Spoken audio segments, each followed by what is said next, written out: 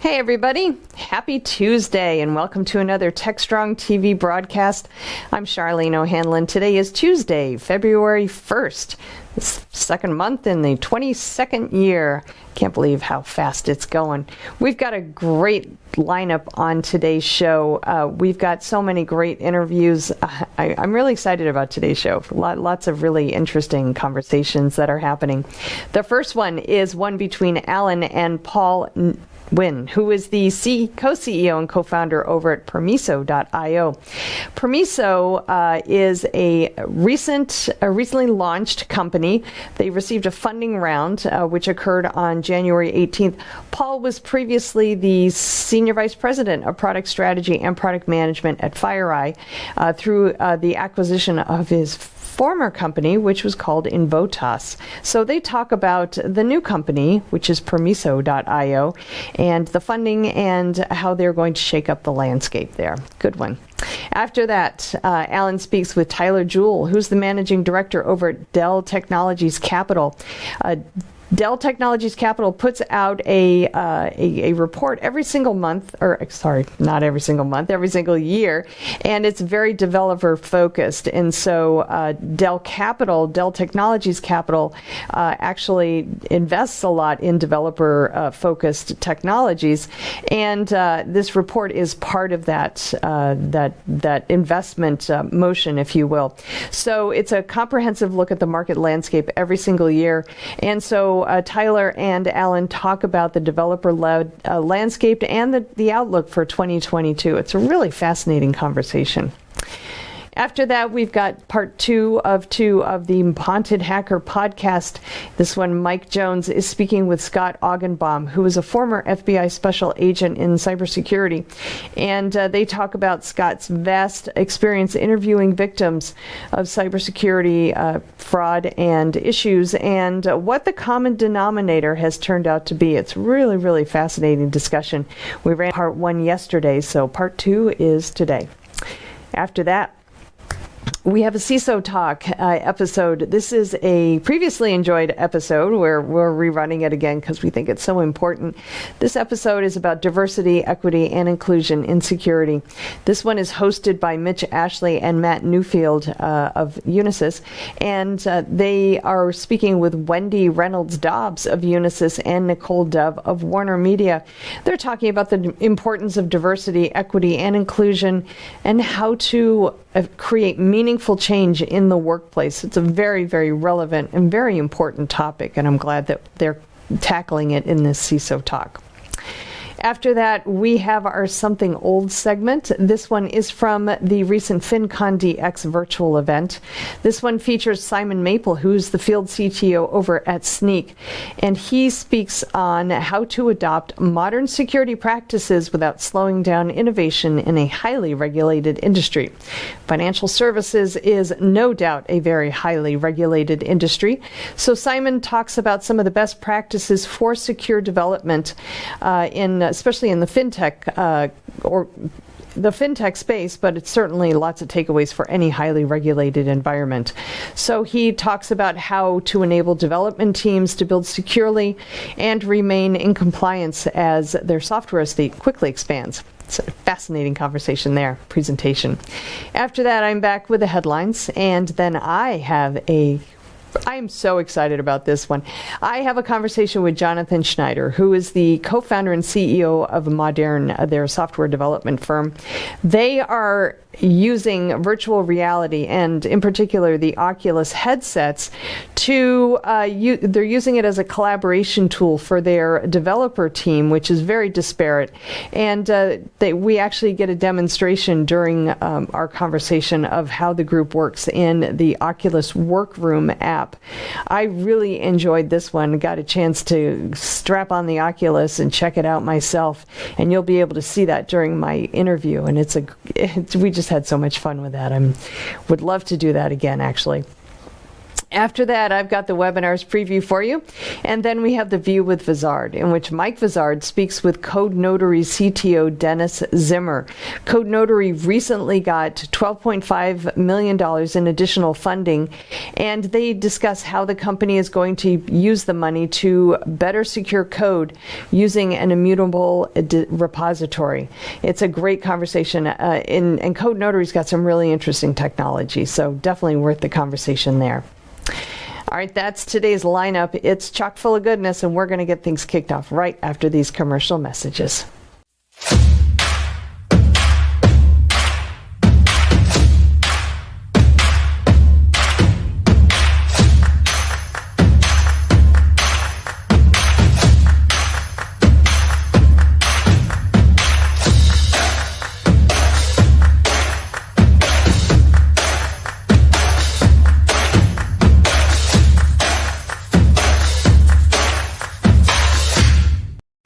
All right, welcome back, everybody. Kicking off today's Techstrong TV broadcast, we have a conversation between Alan and Paul Nguyen, who is the co-CEO and co-founder over at Permiso.io. Permiso is a brand new company. Paul was previously the SVP, Senior Vice President of Product Strategy and Product Management over at FireEye, through the acquisition of his prior company, which was called Invotas, I believe it's pronounced. So Alan and Paul talk about the recent launch of the Permiso.io and the funding round, which occurred on January 18th. It's a fascinating discussion about a great technology, so let's go ahead and roll it now. This is Digital Anarchist. Hey everyone, welcome to another Techstrong TV segment. I am really happy, as we do a lot of here. One of my favorite kind of interviews to do is with new companies and their founders who are emerging either out of stealth, maybe they just raised their first round, but you can't help but admire and kind of almost feed off their enthusiasm. I want to introduce you to Paul Nguyen. He's the I think co-founder, CEO of Permiso. Paul, hey man, welcome to Techstrong TV. Thanks for having me. Appreciate it. All righty. So I kind of laid the groundwork here, Paul, but if you don't mind, this is the first time our audience is introduced to Permiso. Why don't you give us, the story behind the company and maybe include your own background in there? Sure. Yeah, it's founded by two wily, crazy veterans who've both been at it for 20 plus years, and it's nice to see the enthusiasm around security after trudging through it for so long. But yeah, my co-founder Jason Martin and I decided to start another company again. We've both done it before, been in it for 20 years doing the offensive side, been CISOs. I'd probably say I wasn't quite cut out for being a CISO. I wasn't very good at it, so I decided to continue building capabilities. And so I started a company a couple of years ago called Invotas. It was one of the first security orchestration companies. I sold it to FireEye. Jason sold his company to FireEye as well. He was a lot cooler than me, and he became the EVP of engineering and product, and subsequently bought my company. And then I decided to stick around for a little bit. And so he and I both ran the FireEye product business. So I ran the product management side, he ran the engineering side, and we decided to go off and pursue a new venture. So one of the charters that I had was looking at new emerging markets, because I had 20 products in the portfolio. But cloud certainly was one of the frontiers that I almost look back 20 years to when data centers were standing up. And it's funny how history repeats itself. It's okay, well, we've got a bunch of new technology. Where is it? What is it? Where is it all laying, and how's it configured? And so I think that's the evolution we're seeing security as new customers adopt cloud. It's that same evolution 20 years ago. So it's fun to see the reinvention of the overall tech industry itself. But we saw an opportunity with cloud to really take the learnings that we had from the past, also from what we had at FireEye, and look at the next frontier, which I think today's cloud security market's around compliance, which is usually the first step, right? Compliance is usually the minimum baseline of security that you have to do, and from there you start to implement, I guess some people like to call it real security, and you start to implement more advanced detection and capabilities like we were building at FireEye, and we're supporting for Mandiant with incident response. And so we saw an opportunity. Let's go build some detection and response capabilities in the cloud security market. And we happen to know some pretty smart people in the industry, like Jason Chan, who's one of our first angel investors. He was the head of security at Netflix. And so he helped inspire some of the approaches around using identity as the foundation for us to do detection and response. So here we are. We emerged from stealth after 2 years of heads down, talking to, I think, almost close to 200 customers to figure out what we wanted to do. And we finally got to the point. We built some product. We had some really great partners and early customers that helped us get there. And we're happy to finally unveil what we were doing for so long. Absolutely. Congratulations, man. You guys announced some funding with the emergence as well?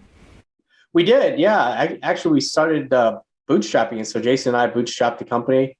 And the reason is I've raised venture before. And this is nothing really against investors per se. But what Jason and I want to do is preserve the purity of this phase, which is let's find a problem that we really want to solve, that we're really passionate about. Let's build a product that delivers value. And then when we're ready to scale, we'll scale it. And so that was really our decision. Was we wanted to have product. We wanted to have customers. We wanted to prove that we were in the beginning of finding some good product market fit. And at that point, we decided to raise money. And we spent the last year really getting to know our investors. So it wasn't really a rush to raise money. For us, it was more about getting to know the long-term partners we would have in the business. And we've been very fortunate to be working with Noah Carr at Point 72, Sid at Foundation Capital, Shelley is a relatively new investor with 112 Capital, and then Chensi at Rain Capital, and also John and Kelly at Workbench. So we're very lucky to have those institutionals, as well as a slew of angel investors that are longtime veterans like you and I in this space. So we were very humbled to have a great group behind us. Absolutely. Look, Chensi's a very good friend, and I had utmost respect for Chensi. And she's, Rain Capital started out, woman-owned venture capital, but it was Chensi, right? It was Chensi, and she's, I'm very good friends with Chensi, and I follow the whole Rain portfolio, and they are. She's done an amazing job of picking some amazing companies, right? That have, I think they recently had their first exit at Rain, but a couple of unicorn kind of companies, and that's fantastic. So, Paul, I think we all agree that cloud is a frontier, right? But just like in real security, there's so many different, in the bigger security market, there's so many different aspects of security today, and there's so many different aspects of cloud security today. You said something that it's cool to see security get the attention it deserves. Yeah, I was actually going to write an article on that recently. It is cool, right? Because for people like you and I, we have heard for 25 years that, security is one of our top priorities, but their arms never reach their pockets, right? they never, it's always under-resourced, understaffed, under-budgeted, and the caboose on the engine that someone else designed, right? It's actually one of the reasons I started Devops.com. I thought this was a chance for security to come into that picture earlier and do something. Now, this year, all of a sudden, everybody's talking, the White House and the president, and supply chain security and ransomware and nation-state stuff. So I'm going to ask you, is it real, Paul? Is it just more of this, or are we really going to finally do something? I think we've heard different starts and stops over the last couple decades.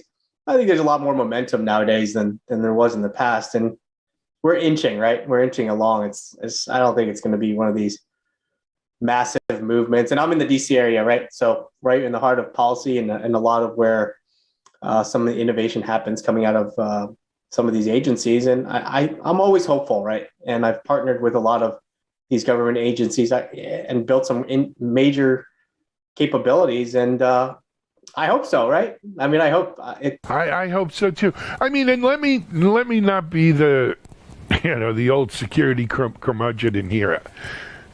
As we sit here today, I honestly think that our state of security, for the most part, is much better now than it was 5 years ago or 7 years or 10 years ago, right? We have made real progress in security. I think application security's come a long way. Just the fact that we're actually scanning code before we deploy it, not after, is a win. That took 20 years. I mean, I know. We were talking about it's a win.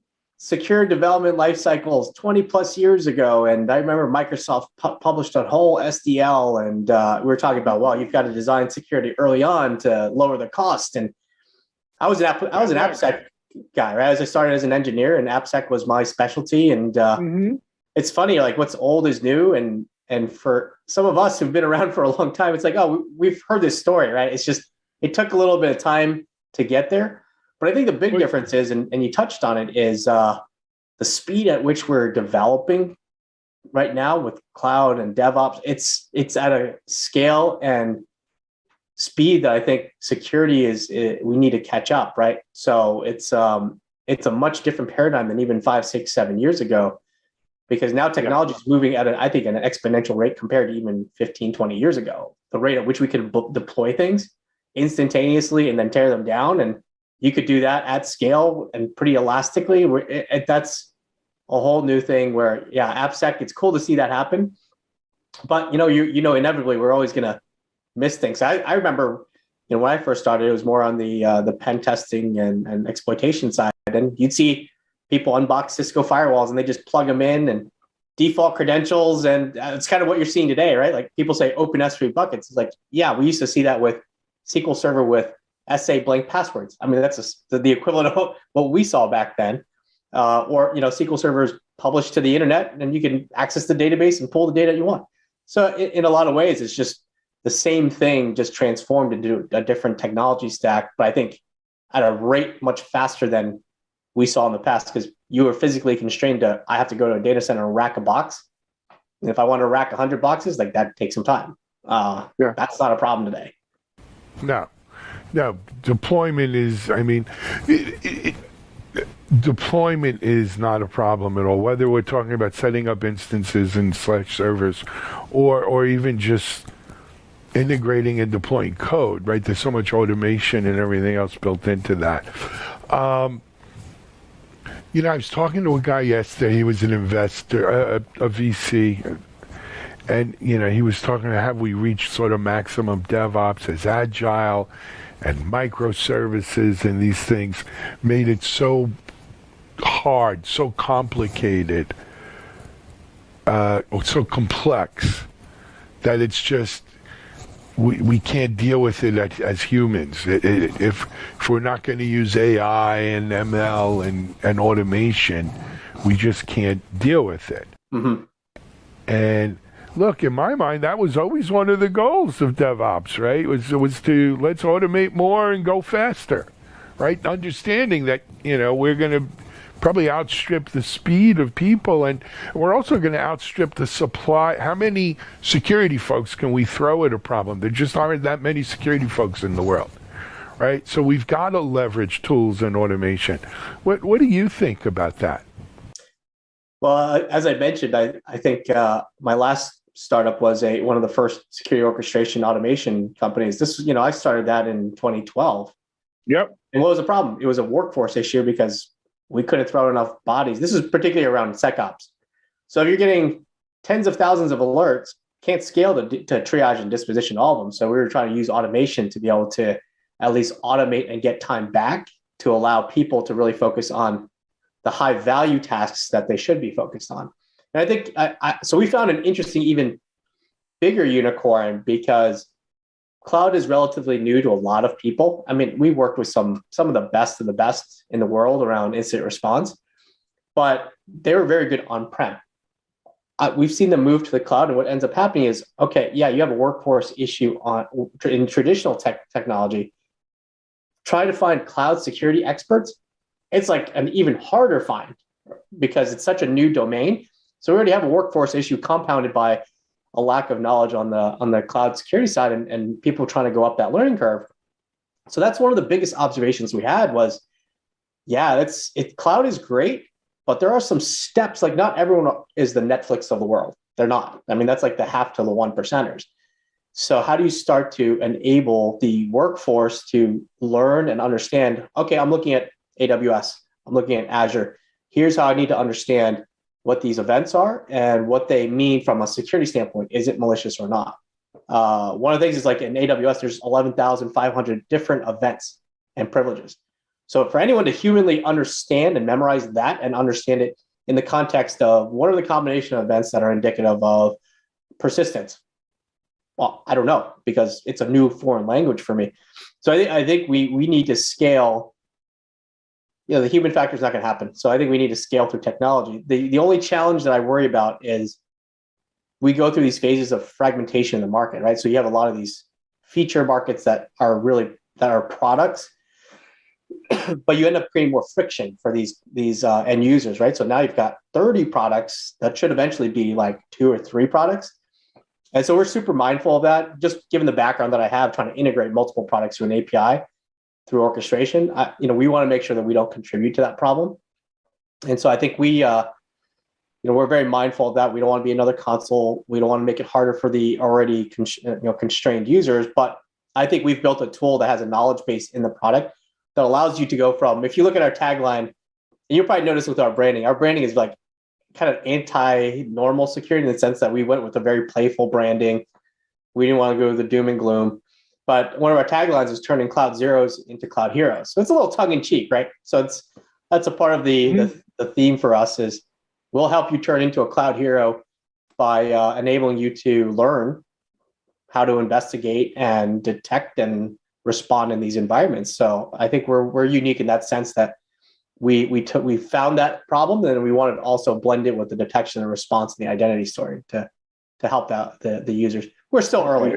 Still very early days. But that's all part of this, cloud story too, man, right?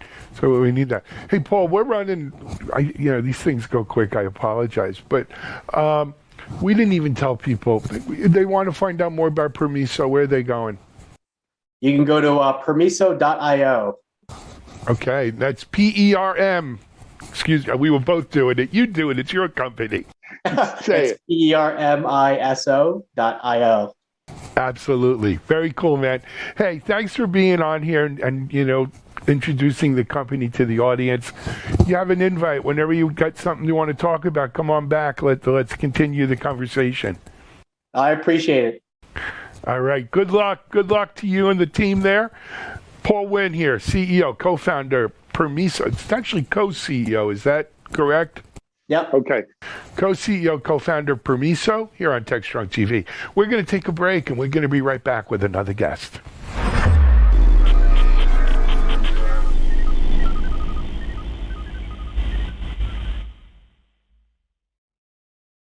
SecurityBoulevard.com is the leading resource for news, analysis, and education on challenges facing the cybersecurity industry. SecurityBoulevard.com covers all aspects of cybersecurity, including data security, DevSecOps, cloud security, application security, network security, security threats, and more. SecurityBoulevard.com has the largest selection of security content, featuring breaking news, blog posts, podcasts, and more. Visit www.securityboulevard.com to learn more. SecurityBoulevard.com, home of Security Bloggers Network. All right, welcome back. Next up, Alan speaks with Tyler Jewell, who is the managing director over Dell Technologies Capital. Tyler leads Dell Technologies Capital's developer-focused investments, and he publishes the industry's most comprehensive market landscape each year. So Alan and Tyler talk about this year's report, which covers the developer-led landscape and some of the 2022 outlook predictions, if you will. And it's a great conversation with a lot of takeaways. Let's go ahead and roll it now. This is Digital Anarchist. Hey, everyone. Welcome to another Techstrong TV segment. I've got a first-time guest on Techstrong with us, but he's a guy, gentleman who has his kind of finger on the pulse of what's happening. I want to introduce you to Tyler Jewell. Hey, Tyler, how are you? Good morning, Alan. It's good to be here. Cool. Tyler, I said you have your finger on the pulse, but I purposely didn't give your whole title, affiliation, background, because I was kind of saving it for you. Why don't you introduce yourself to the audience? Happy to do so. So Tyler Jewell, I am a managing director at Dell Technologies Capital, which is the VC arm of Dell Technologies. We invest about $300 million a year across disruptive companies in the data center and enterprise space. Previously, I spent 25 years as a product operator and software executive in developer tools companies, including at stints at Red Hat, Oracle, and being a CEO of 3 different startups that have all gone pretty well. And I've been an investor as an angel in VC for 15 years across 15 different companies, again, in the developer tools and developer landscape. And starting in 2009, I built a database around companies that make products for developers. And I published it online in 2019, and it now has 1,100 companies in it. That's fantastic. And what is that database, by the way?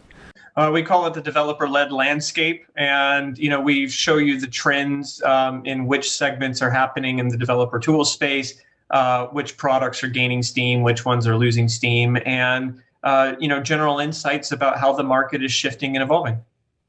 I love it. What's the URL, Tyler, if you don't mind? It's at my Substack, so tylerjewell.substack.com. Excellent, and that's a great resource. People should check it out.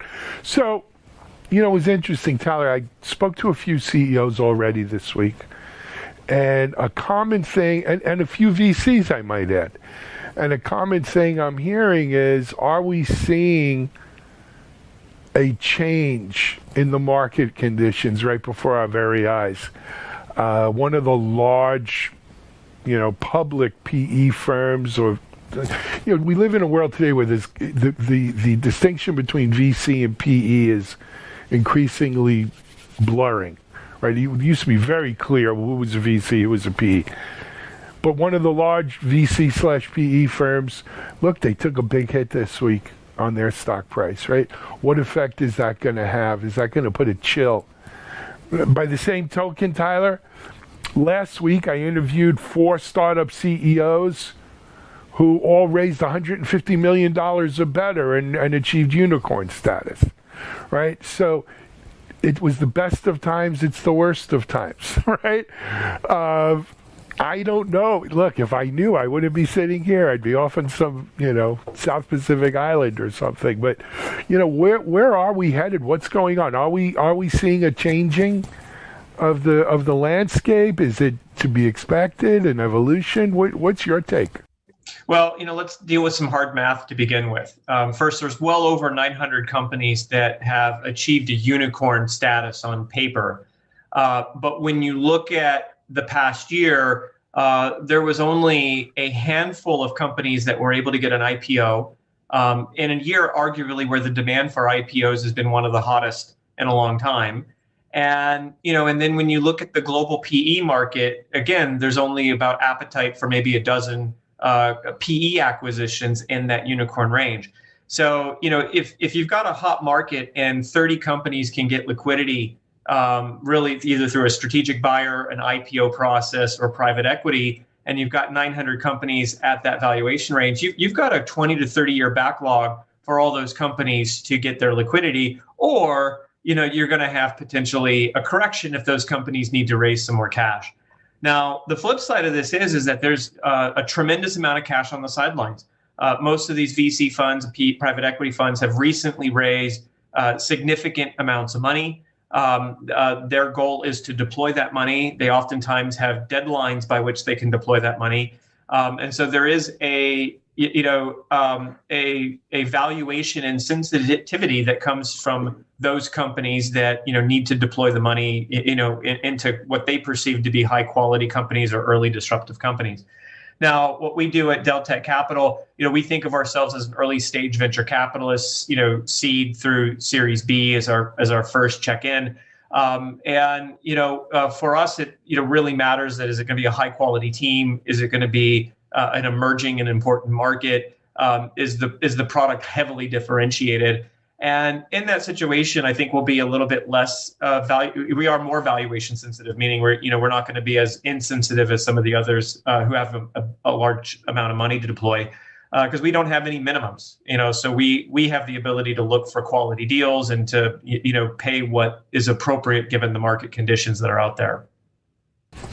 Yep, I agreed. I don't disagree with frankly anything you said.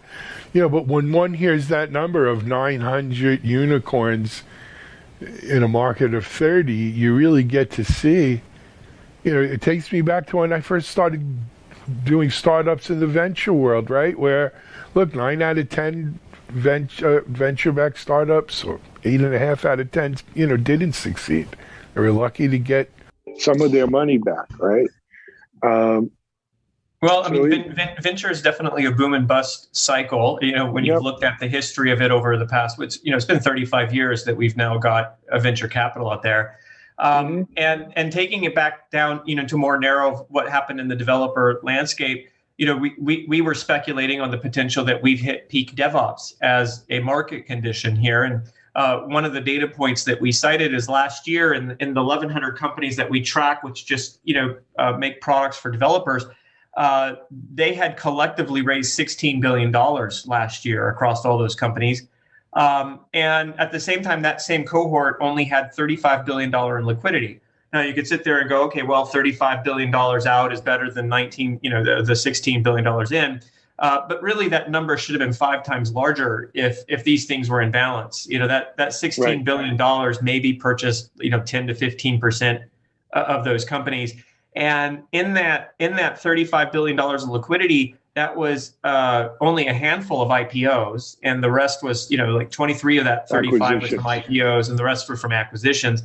And a lot of those IPOs have been underwater now at the beginning of this year, right? So that $35 billion number might actually be a lot closer to 17 at this point in time. So, the math just doesn't add up. Something's going to have to give at some point in time. That's certainly one factor. The other factor, facing the developer landscape in particular, when you have 1,100 companies, is that it's just gotten really complicated to build software over the past 2 decades. And, it's a confluence of a number of factors that are out there. One, the wage growth for software engineers hasn't grown as fast as the demand for software. It's pretty remarkable. You hear about all these software engineers who are supposedly making a lot of money. But when you look at the Bureau of Labor Statistics, from the federal government on what engineers make, and it's been a pretty steady 4 or 5% linear increase for the past 2 decades on that, and it really hasn't changed much. And as a result of that, there's been a pretty linear increase in the number of engineers available to work. So programs aren't spitting out more talent. Companies generally aren't hiring more talent. So there's a disconnect between the demand for software, which has been arguably on a logarithmic exponential curve, and the supply of people who can do it, right? Which is so linearly on that front. And so the intersection of this is, hey, let's have a bunch of tools. Let's have 1,100 tool company out there to try to help with the productivity of all this. And as a result of that, we've created an ecosystem in an industry that's really complicated. Agile processes are complicated, microservice architectures are complicated, cloud, cybersecurity, huge surface area of attack, and then you've got a talent population with only linear wage growth, and this is going to be an issue here. This is not sustainable. So I got to play devil's advocate, if you don't mind. Be the devil. That's okay. I'll be the angel. All right, it's a good role. So, number one, I think things have grown more complex, and I think that is due to an evolution. The continuing development of this whole software development universe we live in, things tend, as you build more things on top of more things, I don't know if they necessarily get simpler. I think they do get more complex. I also think that the needs of the requirements put on the applications that we're developing, the requirements for what we need this software to do, have grown exponentially. And so as a result, that's part of that complexity too. But certainly developing an application on a microservices architecture deployed via Kubernetes and the cloud is, when we talk about things that are hyper scalable, right? There's sort of the mainframe stuff, which is very hyper scalable, right? Probably the most, one can argue, penny for penny, dollar for dollar. And then, the scalability offered by these architectures, and you can get into the thing that it's only the unicorn, I mean the real unicorns, Google, Facebook, Twitter, that need that really hyper scale, right? There's a handful. But clearly these are the architectures that do that. In terms of the amount of developers, I've been looking, GitHub is blowing smoke up everyone's butt. There's something, I think it's almost like 50 million GitHub accounts today, that developers, if they were a separate country, would be the fastest growing country on earth. Not just US, obviously, now I'm talking about global. And then in terms of compensation, look, I'm not a big believer that the Great Resignation is due to the money being paid to software developers or cybersecurity people or DevOps folks or what have you. But I know enough of those people to know they're making good livings, Tyler. My friends who are CTOs and VP of engineering are paying good software developers $250,000 and more, and not just those guys in Silicon Valley, New York, Boston, Austin, down here in Miami. We're in Boca, but there is, first of all, I think GitHub has something like 78 million repos now, right? Yes. They're probably even claiming 50 million accounts. But there is a massive disconnect between, the data that Microsoft and GitHub gets to report and what the BLS statistics, share, right? Which is, the indication of people who are professionally paid, who give themselves some sort of software engineering title. But maybe the proliferation of titles says something. I know, Tyler, in our mailing list, we try to mail based on titles sometimes. If I showed you the titles people have, it's crazy. Yeah, look, there's there could be some title proliferation, but the BLS doesn't let that title proliferation proliferate, and also it doesn't reflect international trends as well. Mm-hmm. But just in general, when there's a lot of struggles, and there's a big gap that exists between people who are professionally paid as talent workers to create software, versus a even larger population of people who aren't, who have software development skills, and they may contribute to open source, and they may contribute to GitHub, or they may even contribute to some project, but they're not being compensated, for the work that they're doing. Sure. They're doing it for some other motivations, right? So that can explain a huge portion of the disconnect. But generally, the software that's produced to satisfy the demand of consumers, right, or businesses on that, it's usually need to be a team that's under compensation, because sustainability of that software, maintainability of that, holding against the SLAs, you can't depend upon people who are not under contract with you to achieve that. And generally the case, I think that, a lot of software has gotten so complicated, and the media has definitely portrayed a lot of people who have got, outsized compensation, because maybe they have a unique type of software engineering skill set, or they've, risen to some sort of CTO or VP of management position. And I think those stories were going to continue to persist. But when you look at the data in aggregate, for people who identify as, some sort of quality assurance engineer or a software engineer or cybersecurity professional, the aggregate data, across the United States hasn't been on the same curve as what the storylines would suggest on that. Yep. But And- to be first world problems. Let's be clear for my audience out there. Our audience is developers and engineers and so forth. But when you go down the block to your neighbors and you say, "Woe is me, I'm only making $1.50 a year," as a cybersecurity admin or something like that, and the guy next to you is doing something physical and making $75,000 a year.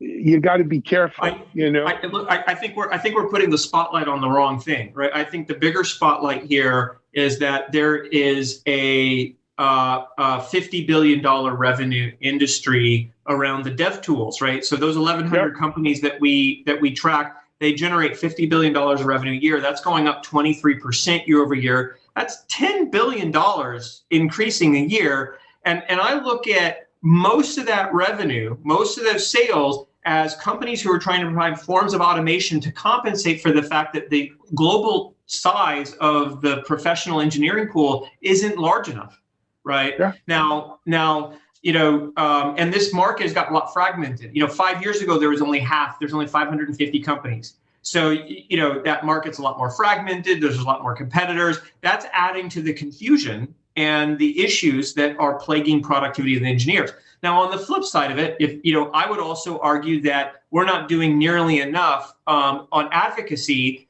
in that we should have 3 to 4 times as many professionals, working in the software space. And there's a lot of reasons why people are unable to become professionals in the software space as well. It has to do with STEM education.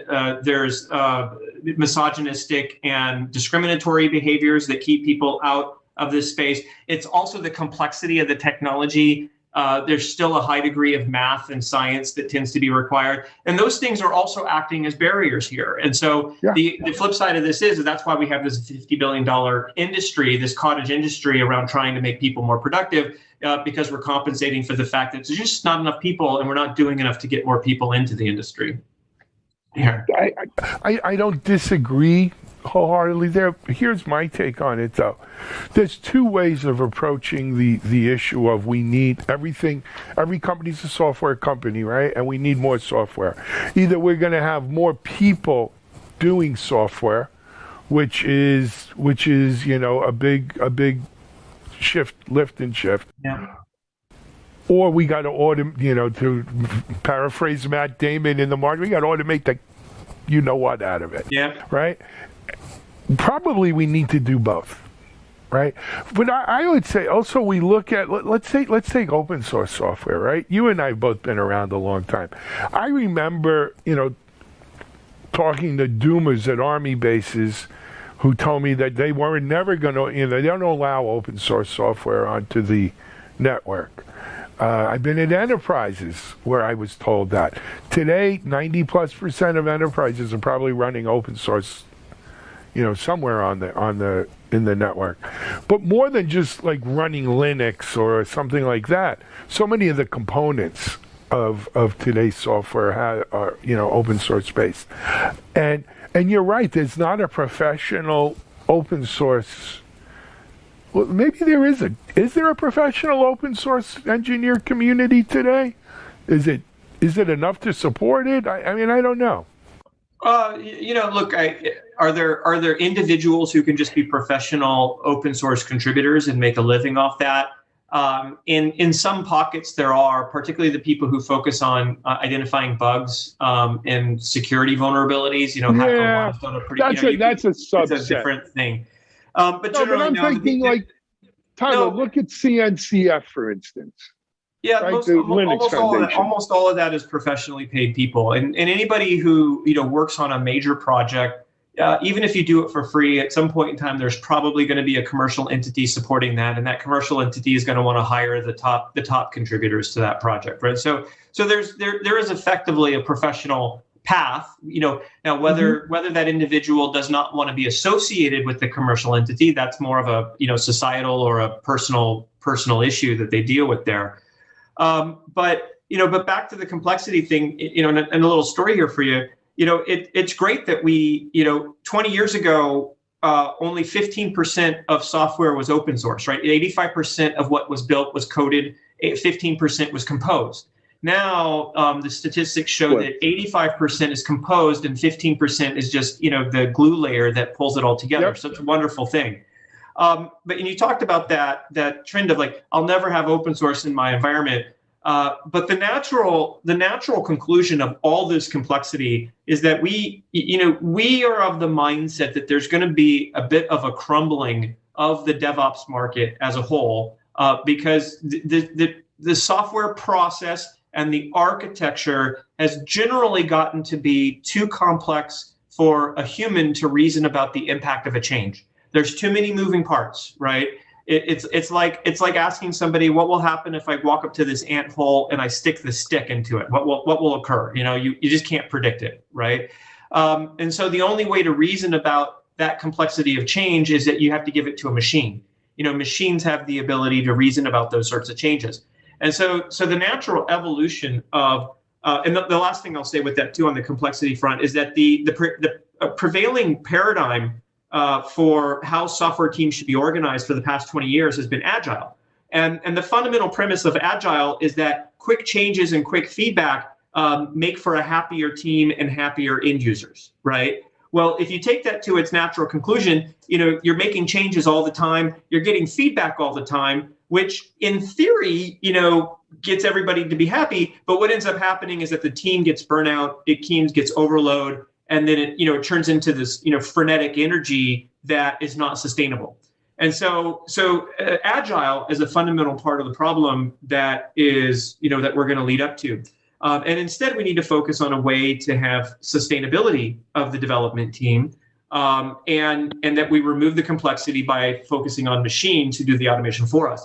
And so I think that what will happen is much the way that in the industrialization, we turned an agricultural society into a machine society. The same thing in the software industry is that we'll go through a software industrialization where most of the engineers who are writing code, i.e. they're farmers of code on that, will turn into orchestrators of machines on that. And so we'll have to step back as an industry, and we'll be programming bots who will actually write the code, make the changes, give us the feedback. And that means, machine learning throughout this whole industry, and then, retooling the software engineering community as we understand it to become orchestrators of the system as opposed to, farmers of the code.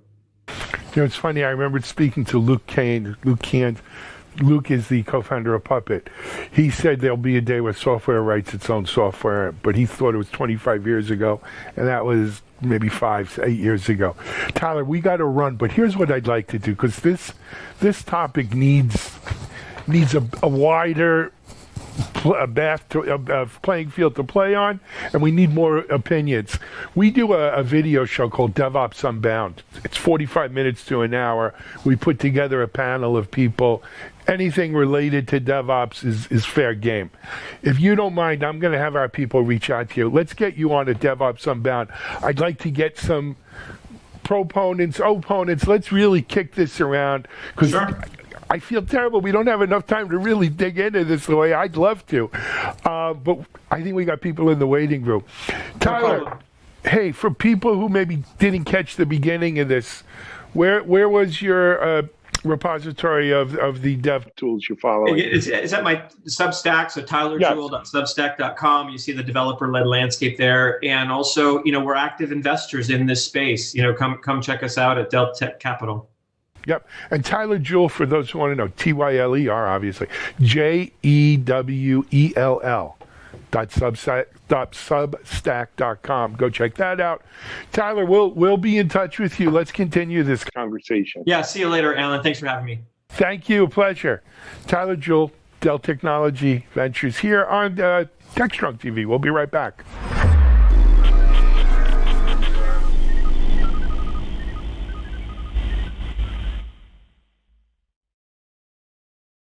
ContainerJournal.com is the leading online destination for centralized computing-related content. ContainerJournal.com covers all aspects of software containers, from container management, data management for containers, container security, networking for containers, to the entire container ecosystem, Kubernetes, microservices, serverless, and more.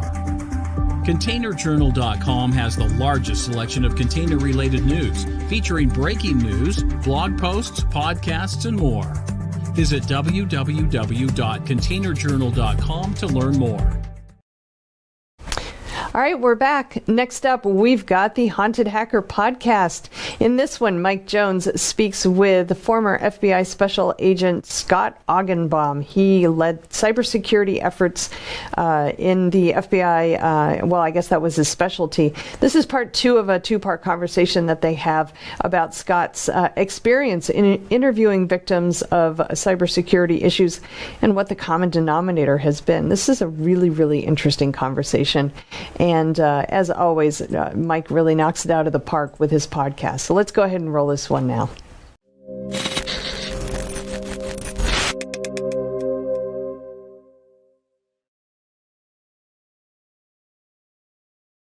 And think about it from a technical point of view, because now you have your information security person coming in.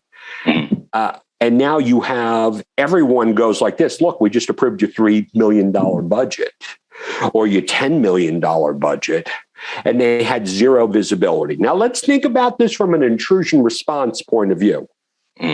All intrusion response, all tabletop exercises occur with somebody coming in and saying, okay, we picked up the phone and we're going to call law enforcement. That doesn't happen anymore. When your data is stolen, a third party tells you, maybe it's us, maybe it's one of the vendors. How are you going to respond to that? Do you, as I like to say in my best New York, do you have your shit together? And it's a good topic that you bring up about calling law enforcement. So, I've been involved in tons of incidents, and very rarely do I hear anybody ever say, when do we contact authorities? It's always, let's try to get out of this as quick as possible and as cheap as possible. Let's not involve law enforcement. And I don't know if that's because of, so back before ransomware, when a company got compromised, I would contact Secret Service, FBI. And there was a sometimes they cared, and sometimes you got someone who cared, and sometimes you got someone who was like, well, what do you want me to do? Yeah. Oh, I see 3, go to the black hole. Yeah, or they would ask, "What's the dollar amount of loss?" Well, and that becomes very, very tricky. And and I built my reputation on.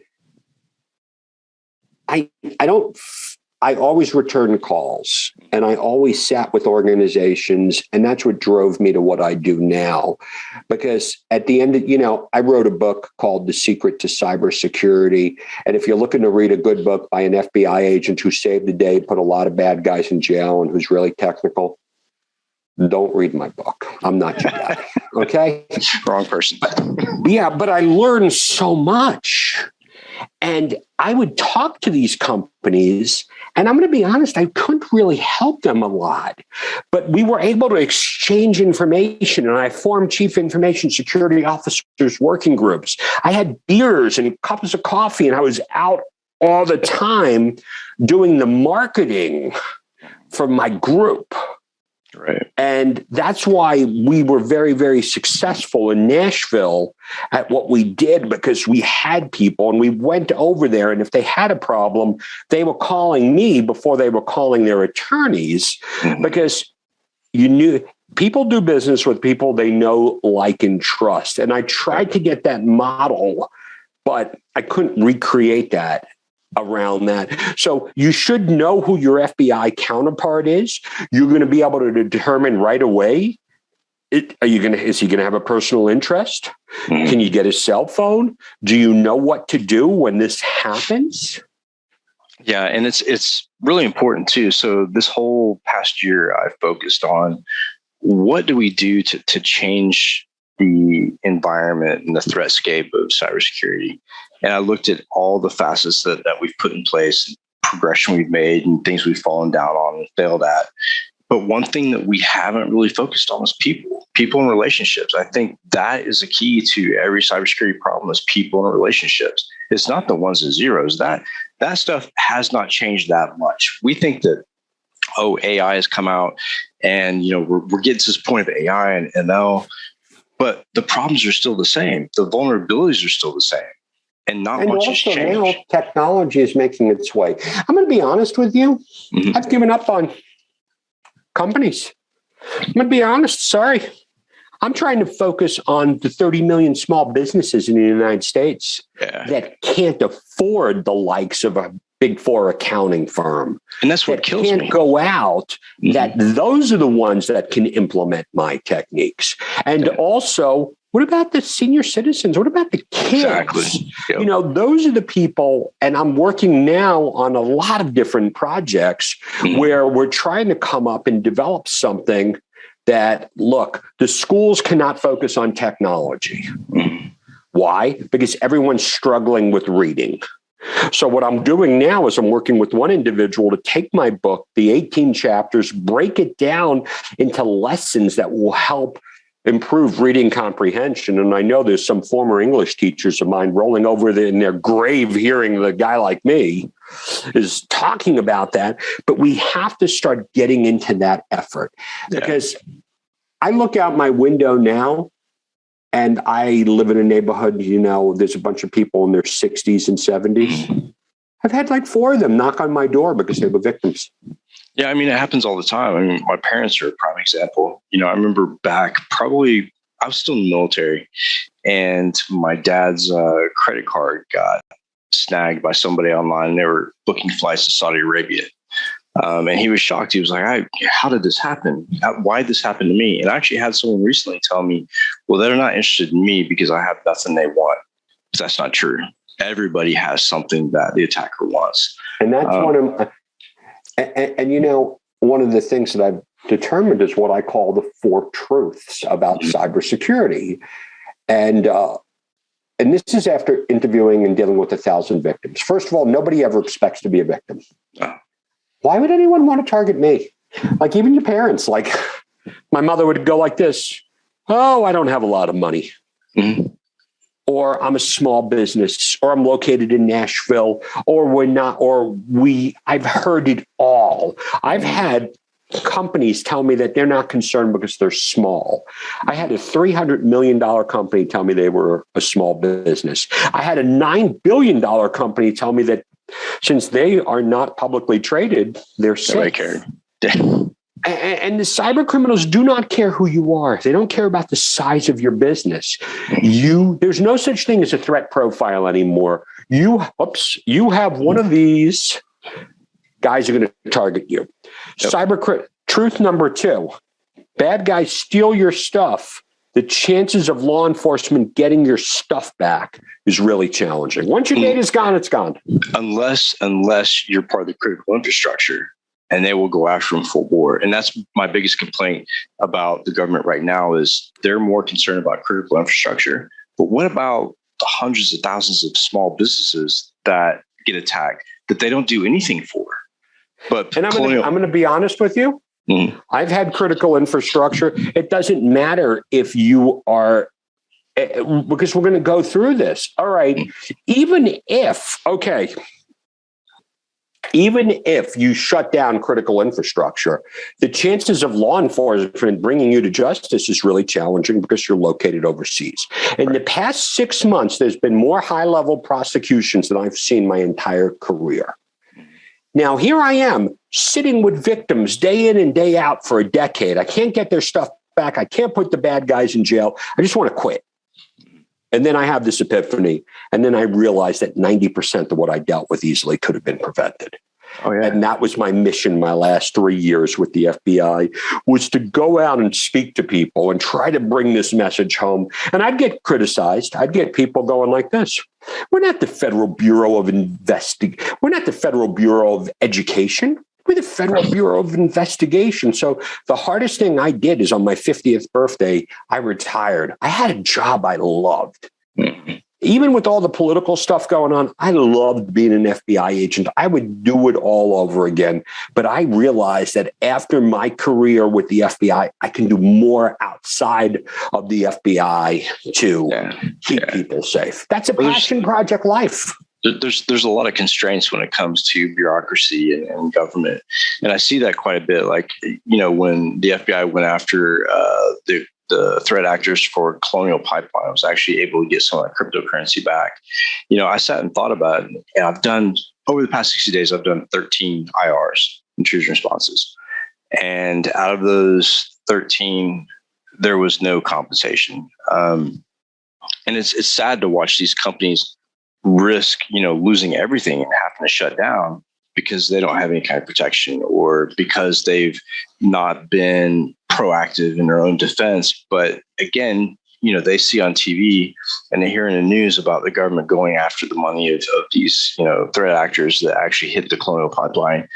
And then the small business owners are raising their hands going, what about us? Well, why is it only infrastructure? I tell everyone now that, to me, that's not the right, I think that's, not the right attitude. I'm going to tell everyone point blank. Yeah. Government is not here to keep your critical infrastructure safe. It is up to you to understand this. Now, I might get, and the Department of Homeland Security doing an unbelievable job now. The CISO website has every single thing you need to keep yourself safe.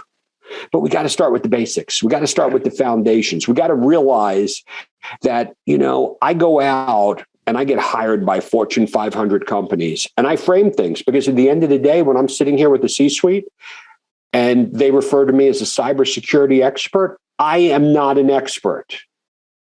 I just happen to be the guy who answered the phone and had to deal with 1,000 people and found the commonalities. I mean, on paper, I look brilliant. For my friends that know me, I've taken a ton of SANS classes, and even knowing what I know now, that still wouldn't have helped a lot of companies. It's the fact that we don't need to make the information security people better, because it's the same stuff all the time. We need to make the business owners responsible for the risk. So what do you think about making businesses, once they've been compromised, making businesses be more forthcoming with the information and putting out there what happened, they've been breached, and why they were breached, and the situation and environment they were breached in? Because I think that sounds great in theory. Mm-hmm. Okay, let's think about in the current political environment today. If the president said that you need to do this, what would half the country do? Nobody would do it. Okay, even if you go back to the other administration and he made that, what do you think the other half of the country would do? Same thing. So it's getting to the point now where I just see that and I'm like, what are you going to do? Like, you're going to find out that, when we get to the point and we go, how did we get here? How do we go back in time? Have you seen the video called Solar Sunrise? No, I haven't. Go over that and put that in the reader's notes. I want you to watch that after this. Okay. It was the FBI's film in 1998 that I was taking in a VHS tape out with me, and we were showing it, and it just shows you what we were trying, and not we, I was a brand new young agent, but the brain trust of the U.S. government. And, I like to make fun of the government more than anyone, but people were thinking about this in 98. And if you watch this in 98, you will be blown away.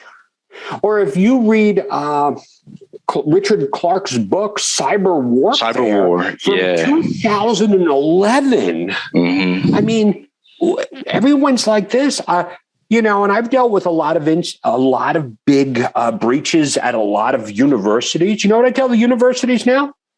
Don't worry about it. Chinese stole all your stuff a decade ago. There's nothing left to steal. Yeah.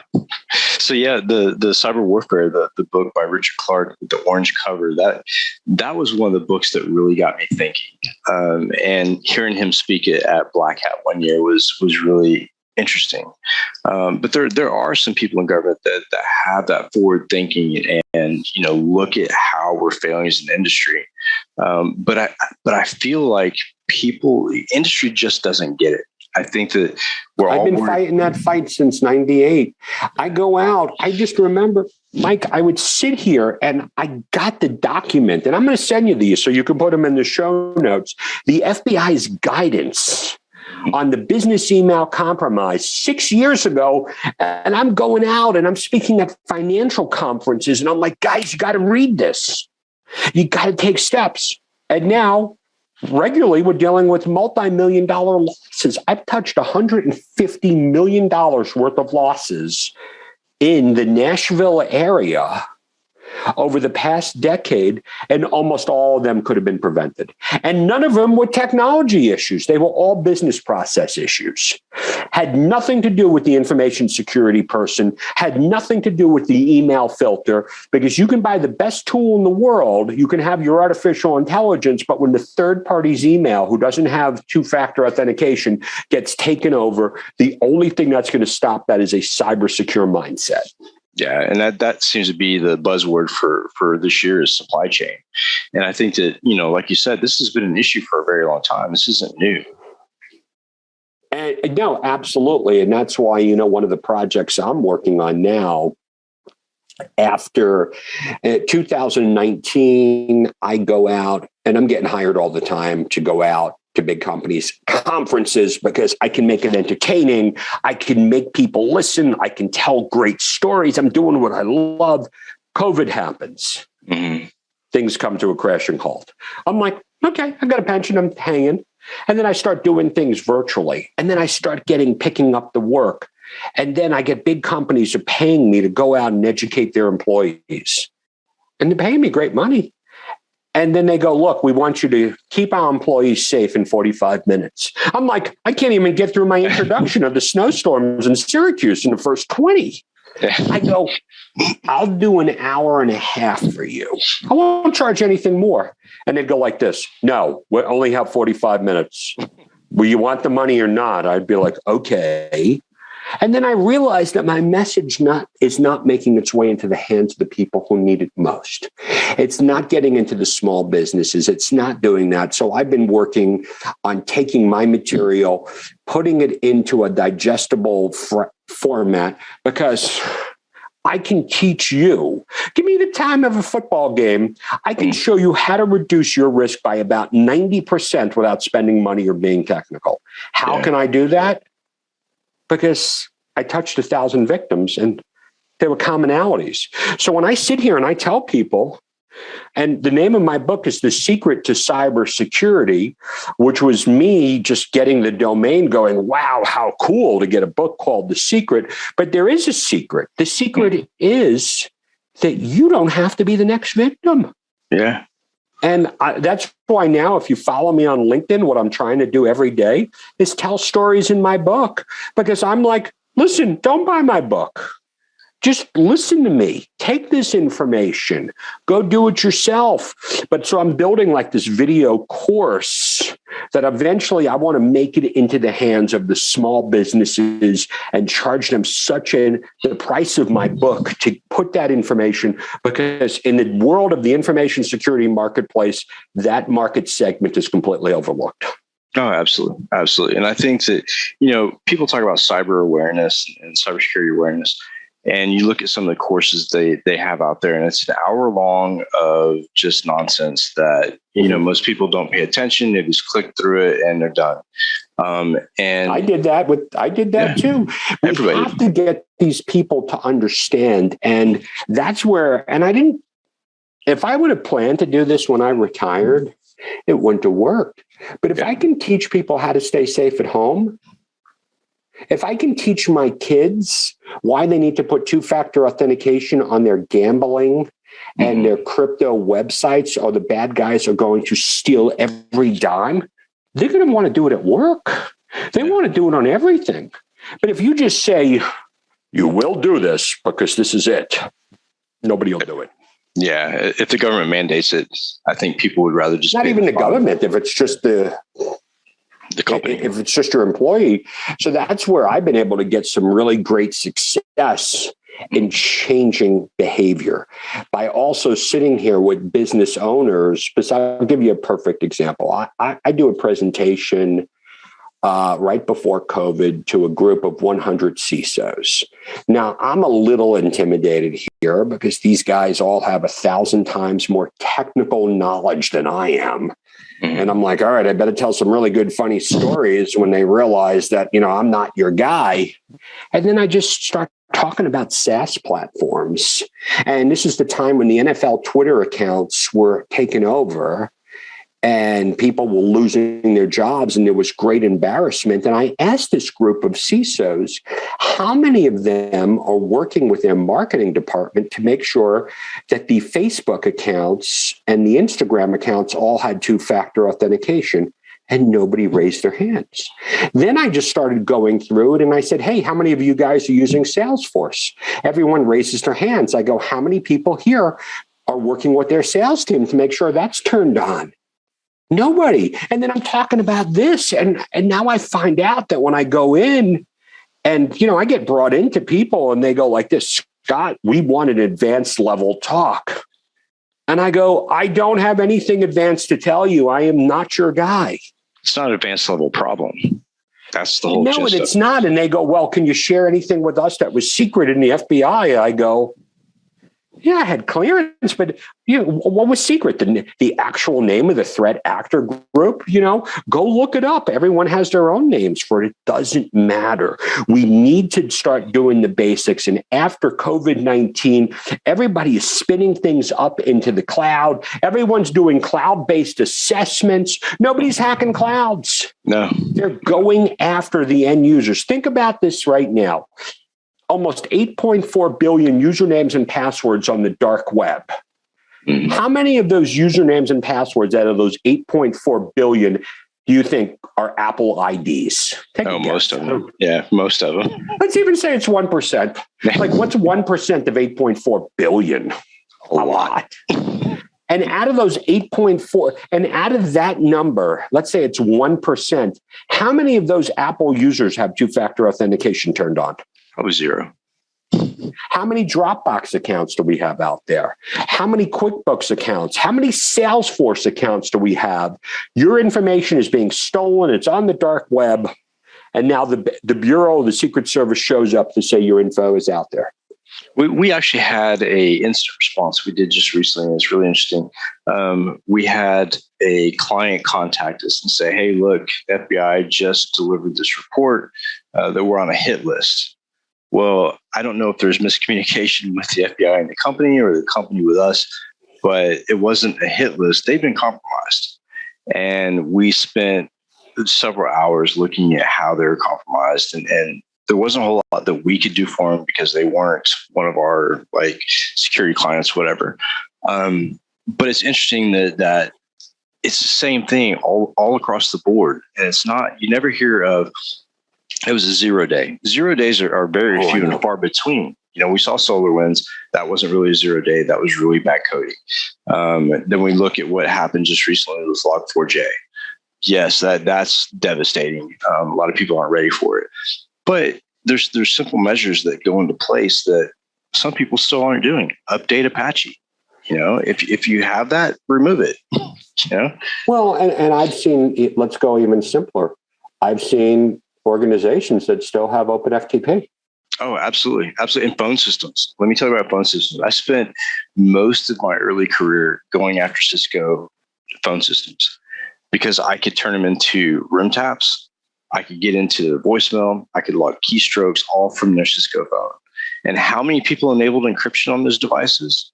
Zero. Because even Cisco would tell you do that and you degrade your quality of service by 25 to 30%. Who wants to do that? I just don't know if we're at the point. There's just so many things that we could actually worry about. Mm-hmm. And, the only way we're going to prevent all cybercrime is to get off the grid. I'm not willing to do that. No. So when I start talking about what's my framework, what am I telling people? Mm-hmm. I need to get in, because here's how I try to lay things out. The cybercrime problem is getting worse. Mm-hmm. We keep spending more money. The bad guys get your stuff. You're not getting it back. Law enforcement's going to have a hard time putting people in jail. that makes people depressed. But what if I told you that 90% of it could have easily been prevented? And so I just try to walk through a couple of things here to let's make sure that we're completely buttoned up.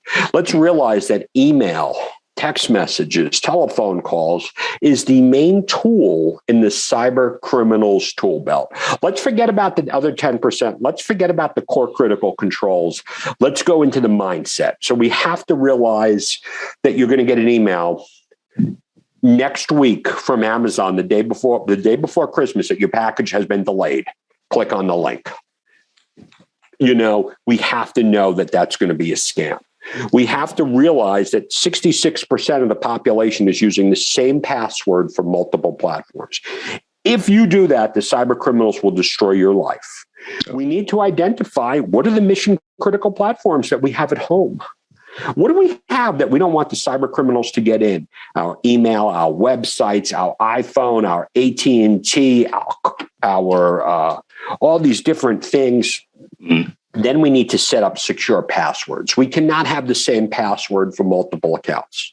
So we got to create things like that. Then even if you do all that, you need two-factor authentication. And even if you have two-factor authentication, then we talk about the business email compromise, and almost 95% of those could have been prevented. Then I talk about ransomware. And why do I talk about ransomware so much? Because almost most of it is happening through email, and the other 10% or the other portions of it, RDP being open, we're still seeing network-based attacks. No patching. We got to learn how to keep our family safe, our kids safe. And that's probably the best chapters of my book, is to keep your kids safe and keep your parents safe. And I want to give out my email for anyone here who makes it through the end of our discussion, that I will send you, shoot me an email, and I'm going to send you those 2 chapters. Awesome. Because to me, at the end of the day, that's the most important thing that you need to do, is learn about these scams, keep your parents and keep your kids safe. That to me is what I'm trying to boil down. And when I sit here with people, I didn't teach them anything they didn't already know, but you got to make it personal. Yeah. And I think too, like when you look at the threatscape now, bring your own device to work used to be a really big pain point, but now the whole network is bring your own device, because now you have companies that have transitioned their operations into people's homes. And not only do you have the infrastructure from your business, but you also have Xbox and PlayStation, iPads. And then you get a guy on Fiverr for $250 in Sri Lanka who's going to do amazing work. He's going to build you an app to get in, and you can turn on your lights so you can do things. Absolutely. And I see that a lot. I was speaking to DHS working group and talking to them about the new threatscape. And the new threatscape is your own home, your surveillance systems, your cameras, your Siris, your phones, your PlayStations, all that stuff. It's no longer, the corporate email system. It's no longer the VPN. It's everything else that leads to that VPN. So we've completely reversed our operations. And now the biggest threat is the home, and especially the kids, because kids don't know about that. And I think if a 2-year-old can open up an app on an iPad, people ask me, when is it old enough, or when is it too young to teach people cybersecurity? I said, if they can take an iPad and click an application, know what that application does, then you start talking to them, because it's important. And in the world, I handled crimes against children program for my area of responsibility. There was no shortage of psychopaths who were trying to hurt children. Yeah. And now, years later, we're dealing with more kids are getting hurt through depression and suicide, through sextortion, because now the kids are taking pictures of themselves. And, I have a 16-year-old and 19-year-old. I had to really kind of stay on top of them. But one of the things I realized is, if I didn't have these conversations with them at the youngest age, I have no idea what my kids are doing. Parents say to me all the time, hey, look, I read my kid's text. It's really easy. My kid's on the phone all the time. He's texting. He's going through an app. He's not going through anything that I have. So if he's going to install a WhatsApp or something else, there's no piece of software that's going to monitor that. Yeah. Unless you have someone in the Israeli intelligence, of course. Or if you download one of my APKs that I talk about in my talks, and that brings up another topic that we could probably expand on at some other time. But a lot of the archaic technology like GSM and RF companies completely have forgotten about, and there's no defenses for them unless they live in a Faraday cage. I remember just dealing with issues with that on my last time I took a SANS class and was having one of my nervous breakdowns studying for a GIAC exam, was all of the RF attacks and how vulnerable GSM is and Bluetooth hacking and Zigbee. I mean, did that problem go away? No, it's worse actually. And since you're right down the road from me in Chattanooga, I'm the president of the InfraGuard chapter in Nashville. Nice. So I will definitely have to drag you up here so we can, have this conversation live in front of a lot of people. Absolutely. It was funny, and I'll wrap this up really quick. It was really funny when I first moved into the building I'm in. I'm in downtown Chattanooga, like in McClellan. Sleepy little town. Where are you? Yeah, I'm in the McClellan, right next to Tivoli, and behind me, right across the street, is actually the FBI office on the 5th floor of this bank building. And I've been there. I've been there when we had the shooting of this Navy serviceman about 7 years ago. I remember having to do that. Yeah, so I lived like directly across the street from the FBI office. And if people know my background, they know my interaction with the FBI as an informant and stuff like that. And it was a pretty tense time, and now they live right across the street. But, we all grow up. Yeah, exactly. We all change. But, man, it was a pleasure having you on, Scott. No, this was such an awesome discussion. Mike, thank you so much for having me on. Absolutely. I'll give you, we can talk offline a little later. I'm sure me and you will never be short of there'll never be a short conversation between us. But, sure. I just wanted to appreciate you taking the time for me and just telling your folks, listen, even if you're technical, it doesn't matter.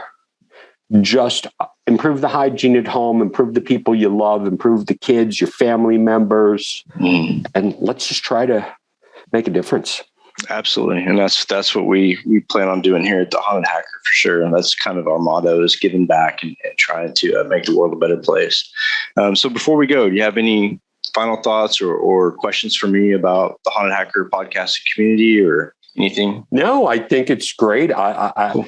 I love the fact that what you're doing and what Kim's doing, and it's the grassroots effort. It's like we need to get out. We need to share this information. We need to simplify this information, and that's why when Kim called me and said, "Hey, can you do this?" I'm like, absolutely, because the government, and I'm retired now. But it's the government's not coming here to save us. We have to look out for each other. And this is such an important time. In the old days, a success for me was putting a bad guy in jail. Today, a success for me is when like a small business will go like this. I changed all my passwords and I put 2-factor authentication on everything. And I'm like, yes. Exactly. That's a win. All right, Scott, take care. And I'm sure we'll be speaking soon. And to everybody listening, stay tuned for the next Haunted Hacker episode. And if you want to get in contact with Scott, I will make sure to have that information available. And until next episode, I will see you later and stay safe. Thanks, Scott. Thank you.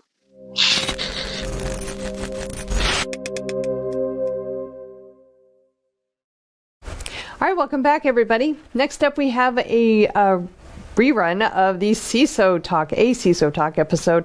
This one is about diversity, equity, and inclusion in security. This is a particularly relevant and important topic, and I'm really glad that we're rerunning this one. In this one, Mitch Ashley and Matt Newfield, who are the hosts, welcome Wendy Reynolds-Dobbs from Unisys and Nicole Dove from Warner Media, and they discuss the meaning and importance of diversity, equity, and inclusion, and how to create meaningful change in the workplace. This is especially relevant and especially important, so let's go ahead and roll it now.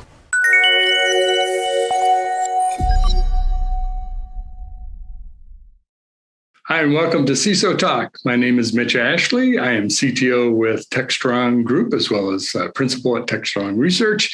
I'm joined today by my co-host, Matt Newfield. It's the end of year. I've never said that the whole year. But anyway, welcome, Matt. Good to be doing this with you. Great to be here again, Mitch. And I don't mind being a co-host too. It's a new word. It's going to be popular next year. Trust me. Okay. So our topic today is diversity, equity, and inclusion. Fantastic topic. I'm super excited. We've got some amazing guests, just people I love anyway. The topic is super fitting for what we're doing today. So I'd like to have everybody introduce yourself. Nicole Dove, if you want to tell us a little bit of who you are, where you work, what you do, that kind of thing. Yeah, sure, Mitch. So hello, everyone. I'm Nicole Dove. I'm a business information security officer at Warner Media. So I do all the things about cybersecurity. I'm also a visiting lecturer at Clark Atlanta University and host of the Urban Girl Corporate World podcast. Great to be here again with you fantastic people. Best voice for a podcast, I tell you. Every time I hear you say that, I can hear your podcast. And of course, we have with us Wendy Reynolds Dobbs. Wendy, welcome. Tell us about yourself. Yes, thank you so much. So Wendy Reynolds Dobbs, I lead diversity, equity, and inclusion at Unisys Corporation.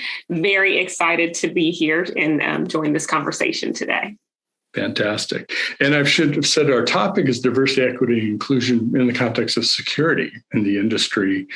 Matt and I talk frequently about one of our roles of people that have been doing this for a while is mentoring, helping move the industry along in different areas. And diversity, equity, inclusion is a big problem. Let's be frank about it. There's a lot of work to do, a lot of progress that we can make. We can sort of get caught up in it's systemic, and yes, that's part of it. But we can't let this stop us from what we can do as individuals, as people working together, those kind of things. So we want to really explore this topic today. I'm excited to learn a lot as well as participate. I know Matt is too. Matt, you want to just share a few thoughts to kind of kick off our conversation, and then we'll get rolling here. Yeah, look, I'm very excited as well. I think this is going to be a great learning experience and help either solidify thoughts that some of us have that are in the audience and here doing this podcast in our leadership styles and areas that we should be changing and looking at. We were doing a pre-brief around this, and I find it very interesting because words matter. And having the conversation here and being an active listener, even if you're not engaged, actively listen to what is being said. I think it's going to be very important because each of us are individuals, and we have to make sure we understand other people's points of views matter, and then what we can be doing. One of the interesting things that I've seen in DEI conversations is there's a tendency to talk about either way far in the past or way far in the future. What are we going to do today to fix something after most of us have retired? What happened when we were children? And one of the things that we're going to try to talk about today is what are things that we should be doing today, right now? This doesn't have to be a next millennia or a pre-millennia conversation. Let's talk about today because it matters to people today. So I agree with you, Mitch. I'm excited to be able to talk to Nicole and Wendy. They're amazing people in this industry. They're just amazing people in general and are going to bring a wealth of knowledge to this conversation. Just to start the conversation, I'm very curious because both Wendy and Nicole have a lot of experience in the topic of DEI. And I'm curious, how do you bring up this conversation? How do you have this conversation with friends, with peers? I'm speaking as a white guy. I'm afraid of bringing it up the wrong way, but I will, even if I, do it in an awkward way. But how do you start that conversation? Wendy, do you want to kick that off? Sure. The one thing about DEI that I find just really interesting, it's very personal, right? And what I always share with people is that everyone is part of the discussion of DEI. Like a lot of times I hear people like, oh, we have to hire a diverse candidate. I'm like, well, what does that mean? because there's a group of people that are diverse, right? So what are you saying? Do we need to hire women? Do you need to focus on this or that? We're all part of this word diversity. White men, white women, Black women, LGBTQ, we're all part of it. And so when you talk about how do you bring it up, you just do. It's part of your daily conversation. In everything that we do, we're making decisions. We're interacting with people most of the time, especially in the workplace, that are different from us. So it naturally comes up in conversation. Even when we were talking, in our discussion prior, it just comes up. And I think for people, you do have to get comfortable being uncomfortable. You have to be okay and feel comfortable challenging each other as well. But I do want to stress the fact that DEI is not for one population. It includes everyone. We're all part of that fabric of DEI. But Nicole, I would love to get your perspective on it as well. I totally agree, Wendy. It's interesting. We talk about DE&I, whether we know it or not, in every facet of the business, right? So when we begin to talk to it about people, it shouldn't necessarily be that difficult. I do appreciate what you called out, Mitch, right? Like, I don't want to bring it up in the wrong way. Mm-hmm. But I think, just like any other thing, we've got to find our safe spaces. And sometimes you can just ask, like, hey, I want to talk about this. How should I approach this topic? Are you comfortable about approaching this topic? And let's just have the conversation. Mm-hmm. So when one of the things, and I love if you see me looking down, unlike a lot of our CISA Talk episodes, I'm taking a lot of notes. So when you say ask, and this goes back to Mitch's question, when I'm in a lot of situations, we are taught by legal, we're taught by HR to be very careful around these topics. They've been made sensitive. And we can make a billion excuses of why it's made sensitive. I've heard craziness that it's the media's fault, or it's our parents' fault, or it's HR's fault, or, it's Mitch's fault. I mean, I blame Mitch for a lot of things. I would love to explore a little more on, in companies, and let's not say corporations, but in the world of business, is there really a wrong way to bring this up without going to crazy? I mean, yes, there are stupid ways to bring it up, but it's a conversation I think is important at a leadership level. I think is important at an all hands level within your group. Mm-hmm. I think it's important when you're talking out in public. So how should this be discussed so that it doesn't come across as fake? It doesn't forced. It doesn't come across in the wrong way. What are your thoughts about how do we do that? How do you get this moving?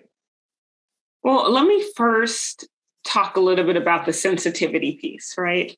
It's interesting because I think the world is just changing. I mean, everything changes, but I think the world is changing where conversations that used to be very taboo, like, oh, don't mention this, don't mention that, are coming into light, right? And organizations are trying to quickly react to that, right? But the one thing about it, it gives us an opportunity to talk about DEI more candidly, more transparently, where I believe probably even 10, 20 years ago, we stayed away from a lot of topics. I might not have talked about my experiences of being a Black woman. And now it's like, the door has opened to really talk about that. So I think, like I said, I think the world is changing where people are starting to be more transparent around conversations like this. And so, yes, still, there might be some touchy subjects here and there, but I think the door is open where you can ask questions, kind of like Nicole shared, and be able to have conversations in the workplace that are around topics that we used to not talk about. But anyways, going back to your question is like, I think your question, Matt, was like, how do you bring things up in an appropriate way?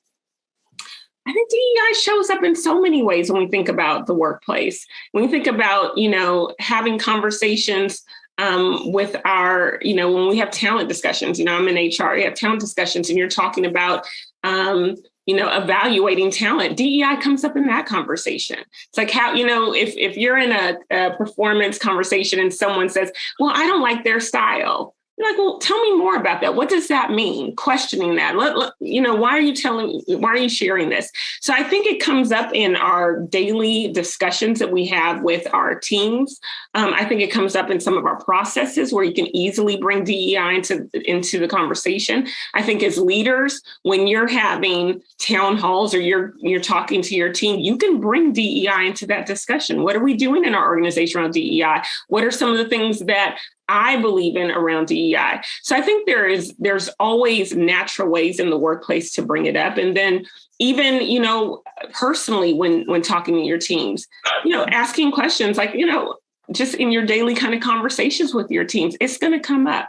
I think where for leaders, I think a lot of times they're apprehensive sometimes to not rub people the wrong way. But I think if people understand your intent and know that you're not perfect and you're not always going to say or do the right thing, that's okay too, and to acknowledge that. But Nicole, what's your thoughts on that? Yeah, so this was interesting. And I appreciate, Matt, that we wanted to dig a level deeper on this. I remember when I moved to Romania for a while. So now I'm on the opposite end of the coin, right? And now I'm the outsider and I'm trying to engage this very, very new cultural dynamic and environment. And I'm not necessarily certain how to process things because I am not back at home. Mm-hmm. And so one of the things that I did was I found my person, right? That I could ask questions in that, so they may not come out right. I may be offended by some things. I may not have that understanding. They can provide that for me. So there are a couple key points on that. The first is self-awareness, mm-hmm. right? And then how that trickles down into understanding that I may have my own unconscious biases. And then self-education. So before I engage with somebody from that community, I come in knowing a little something. And I think that's how we begin to have conversations around DE&I. Even if there's something that I want to ask someone from a different group, why am I curious about that? Exploring my own curiosity, right? And maybe pressure testing that somewhere else. But I really think self-education, self-awareness, and realizing our own biases go a long way and help facilitate having those exchanges. You bring up a great point too, Nicole, because I always stress that as well, self-awareness, mm-hmm. number one. And I think for me personally, and maybe, yes, I'm a DEI leader, so people feel very comfortable asking me all kinds of questions around DEI. And I'm like, of course, but you got to be willing to open up just a little bit. So when we think about, and we talk about this with DEI and DEI education, and DEI education is great to start that self-awareness journey, right? It's not the end all be all, but it definitely starts opening your eyes and kind of going down the path of exploring and learning. And the one thing that I always share with people is that it is a very personal journey, right? When we think about DEI, you might be challenging how you grew up, your experiences, what you were taught, and it could turn your whole life around, right? So it's mm-hmm. very personal. It's not like teaching someone how to use Excel and go back on your computer and do it. It is very personal. And a lot of times you go through this process and you're like, oh my gosh, what I was taught was wrong. Or, what I felt before was wrong. I used to, you talked about being a professor. I used to teach as well. And I remember I was in a class and I had a student from another country and she was like, I was so nervous about being around African-American people for what I grew up knowing, in imagery. And she's like, and then I came here and meeting, folks that were different from me, I felt very comfortable. I started to change my thought process. And so with DEI, I think the one thing, self-awareness is important, but being able to open up just a little bit with people, because that gives them the invitation to open up to you. And so when you're able to do that and really start to build relationships in that way, you can have more authentic conversations. People will give you a little bit more forgiveness when you say something that's a little bit off-putting. And but I think that's a big thing is you got to be willing to share just a little bit about yourself to allow people to do the same. Especially if you come at it from if you come at it from I'm not telling you something, I'm asking you something. Hey, I'm thinking this. Am I off basis? Am I wrong? And accepting that criticism. Mitch, go ahead. No, I was just going to offer one of my family members falls into a diverse category.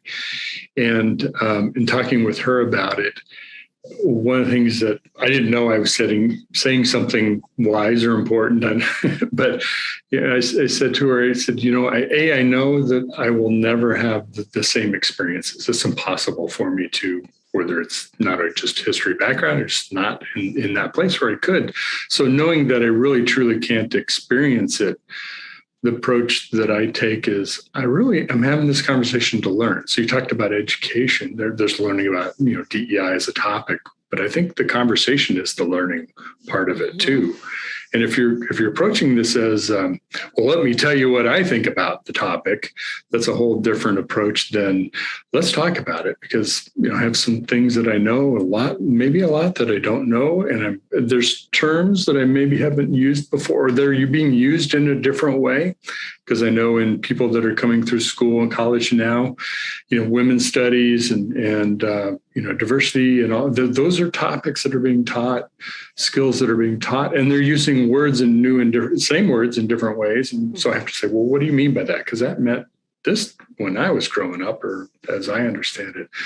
So but you also have to self-challenge and just don't assume I know what I'm talking about. I think I know some things, but I'm willing to understand it's different than I think. Well, you both said something that I want to explore a little more. It kind of blew my mind a little bit in a good way.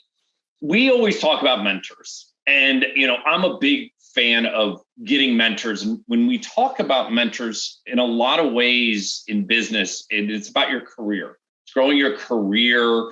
You get a technical mentor, get someone in the cyber field if you're in the cyber field.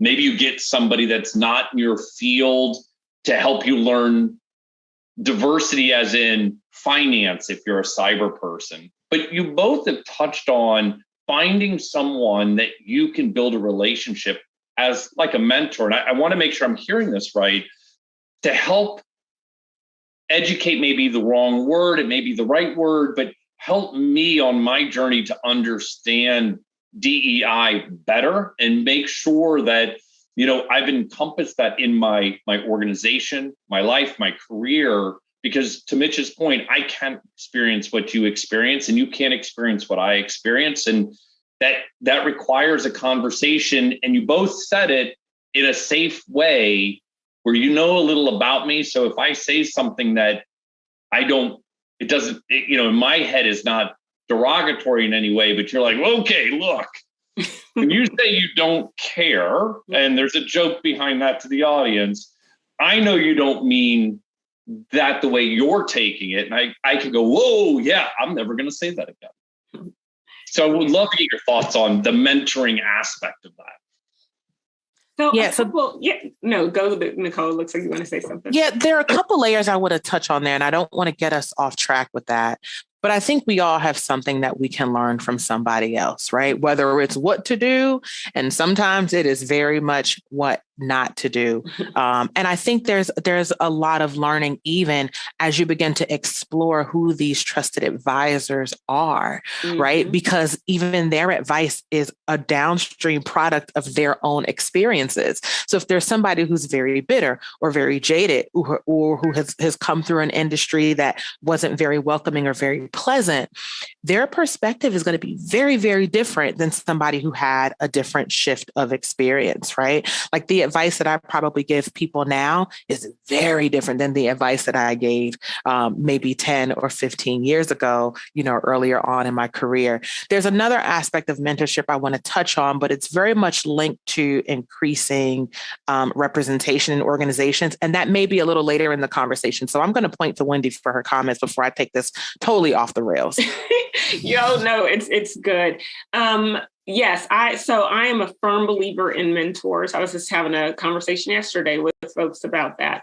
And you do have mentoring for all different aspects of your career, right? I have mentors that are DEI leaders in other organizations. I have mentors that are HR leaders in other organizations. I have mentors within our own organization from different areas of, the business.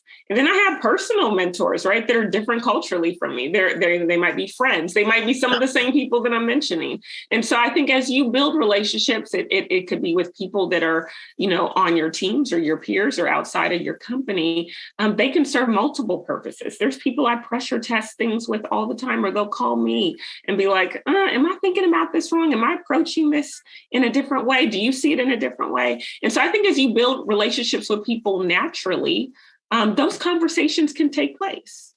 Well, and they should take place, right? And it's interesting because for me, with my mentors, I always pressure test, and I've got a very diverse slate of mentors. They range from all sorts of industries, all sorts of backgrounds. It's for me, it's a very diverse slate, but I never really thought about it from a DEI perspective. It was, I think, inherently there. Because one of my mentors is a female executive, and when I'm approaching things, she's giving me her point of view, but I never approached her specifically about women in the workplace, for example. That kind of conversation. I had dinner the other night with one of my mentors, an African-American executive. I never approached the conversation on that specific part of it. Which I'm going to start doing. I'm actually going to meet with them to say, I want to have conversations around this specific part instead of it always being around technology, leadership, those typical things. That's why I thought it was so interesting the way you said that, because even for myself, I just never thought about it that way. Yeah, which I think is a great thing too, right? And I also love that the foundation of those relationships are not race, right? Because I think something that happens is like we build this inventory of contacts, right? Because of different factors, but they're not intentional connections. And I also believe that because of the foundation of the relationship that you have, I think they will be very excited to hear that you want to have a conversation about those experiences, and you're not somebody new. There's trust there, so you can have a very different conversation than somebody maybe you just met at a conference last week. That's well, and it's also I would think not insulting, because I would actually, let's flip it around. If someone said, "Hey, Matt, I want you to be my mentor because you're a white guy," I'd be like, whoa. What? That's a little weird. I'm not interested in that. Go away. So I would assume that if I or anybody asked someone to be a mentor, if I called you, Nicole, and said, "Hey, I need you to be my mentor," and you were like, "Oh, this is really exciting. Why?" And I'm like, "Oh, because you're a Black woman." You go, "Hey, click." Right. I'm talking to that. Well, you know what? I'm going to challenge that, Matt, because we have typically, and it's scientifically proven, we gravitate towards people who physically look like us, right? Yeah. So I may only have a group of mentors who are all Black women. Well, guess what? The places I want to go are not occupied by all Black women. So I may call you and say, "Matt, I need you to talk me through something, because all I'm doing is talking to these Black women all day. I need to get the perspective of a white guy," right? Because it's going to be it may be very, very singular sometimes in perspective. But to your point, even to challenge my own thoughts, it's got to be a little bit more than that. Well, and I think what both of you are bringing up the point, which I share with people all the time around, people are like, "Oh, what can I do to kind of grow in this DEI space personally, whatever." You got to have diversity around you, right? And when you think about your mentors, you need to think about that. I have mentors that are different ages. I have folks that are in my life that are younger. I got folks that are older. I got folks that have grown up in other countries. I have folks that are rural. I have folks from all areas, right? Because your conversations as you're building relationships with people do get personal. They should, to some level, right? So when you like you said, Matt, you have a diverse slate of mentors. That's important when you're thinking about mentorship, right? And building relationships with people. You got to do that, because for most of us, and I think the world is changing. I really, really do. So I try to get myself out of my own mind. But for most of us, we grew up in communities with people that looked like us. We worshiped in places, if you worship, with people who looked like us. We went to schools with people who looked like us. We self-selected friends with people who looked like us. Then we get to the workplace and we're forced to work with people different from us. And that's where the confusion lies. And there's no way around it in the workplace, right? And so in our lives, we self-select and continue to do that. I don't want to live in this neighborhood. I want to live in that neighborhood. Well, why do you want to live in that neighborhood? Why? It's interesting. I grew up in inner city Los Angeles, and I went to school outside of my area with people who never had seen the other side of LA. Never have they ever. Why? They never had to, right? So, when we think about the way we've grown up, a lot of times we've self-selected. And so by opening your opportunity to meet people who are different than yourself is very important. Nicole, were you going to take us off the rails on, or did you start to go down that path? I'm wondering. I sure was. Okay, you got me interested where we're going next. So I'm on the ride with you, and you're driving the bus. So you let me know where we're going. So let me know if we want to jump here, but I thought mentorship was such an important part of the conversation, because when we talk about solutioning for DE&I and getting people, obviously insecurity is something that is prevalent that we need to shift, right? We talk about, mentors. It's not just mentorship. Like, that's a great part of it, but it's got to go beyond. I read something, and I don't know if it was data backed or not, but it really struck a nerve with me. And what it said was that Black people are the most over mentored and under sponsored. Have you seen this as well, Wendy? Yeah, I have. And I think it is true. So I don't know if we're there at the point where we want to talk solutioning, but I think because here's who I just want to jump in, because the question I was going to ask us next is, how do we help people who are growing and emerging as leaders that, I come from a diverse background. What do we do more than just mentors, people that are reporting us? Now you're bringing up sponsors, so there's other ways of doing it too. How do we help pay it forward for someone? You all have advanced in your careers. If you had sponsors, people that have done things that really helped you, what can we learn from that? Let's get down to the meat, right? This is real stuff, right? So I think that organizations are starting to have, when I started my career, we were not having the conversation at all. It was not happening. And it was very taboo to have the conversation. And sometimes when we tried, I think we would be penalized unfairly for having the conversation. I think we were just in a space where we were not ready to recognize the reality of where we were. To Wendy's point, things have shifted significantly, right? Now we're having the conversation, but I think sometimes we just have one layer of the conversation. And it's very much where you may see an organization say, diversity is important to us. We have a goal for diversity. Here are our numbers. But that is just like so bottom of the barrel, right? Because sure, you may recruit, right? You may staff these positions, but what is the experience of those people once they come into the walls of your organization, right? How do we, reconcile unconscious bias to performance evaluations? Right? That is a very, very prevalent problem. How do we think about pay inequity? Right? Now that becomes a downstream impact of experience, performance, and now we're talking about pay. And I think until people stop talking and create a safe space for people of color to share their experience and share the challenges, and people listen, we've got to go from no conversation, singular layer conversation, to honest conversation and courageous conversation. Because if they don't have that feedback, they how can you solve a problem that you don't know that you have? And I also think even at the beginning, the pipeline piece, it is a problem. One last point I will make. A lot of opportunities I've had in my career, and probably many of you, have really been because of relationships that I've had with people, right?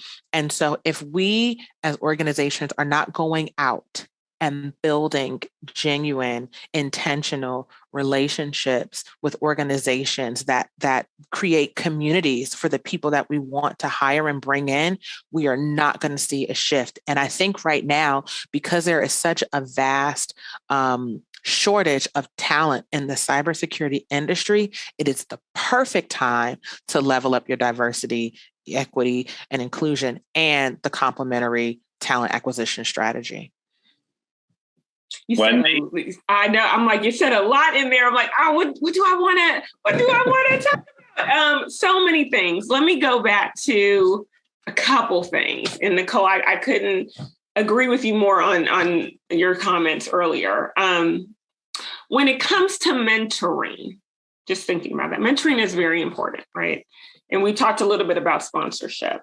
And we can use that wording too, because it is different than mentoring. I'm not going to go through all those definitions. I think the important thing when we think about our internal talent is when we think about supporting our internal talent, especially those that are from underrepresented groups, is advocating. When there is a great talent, you have to advocate. And what does advocate look like?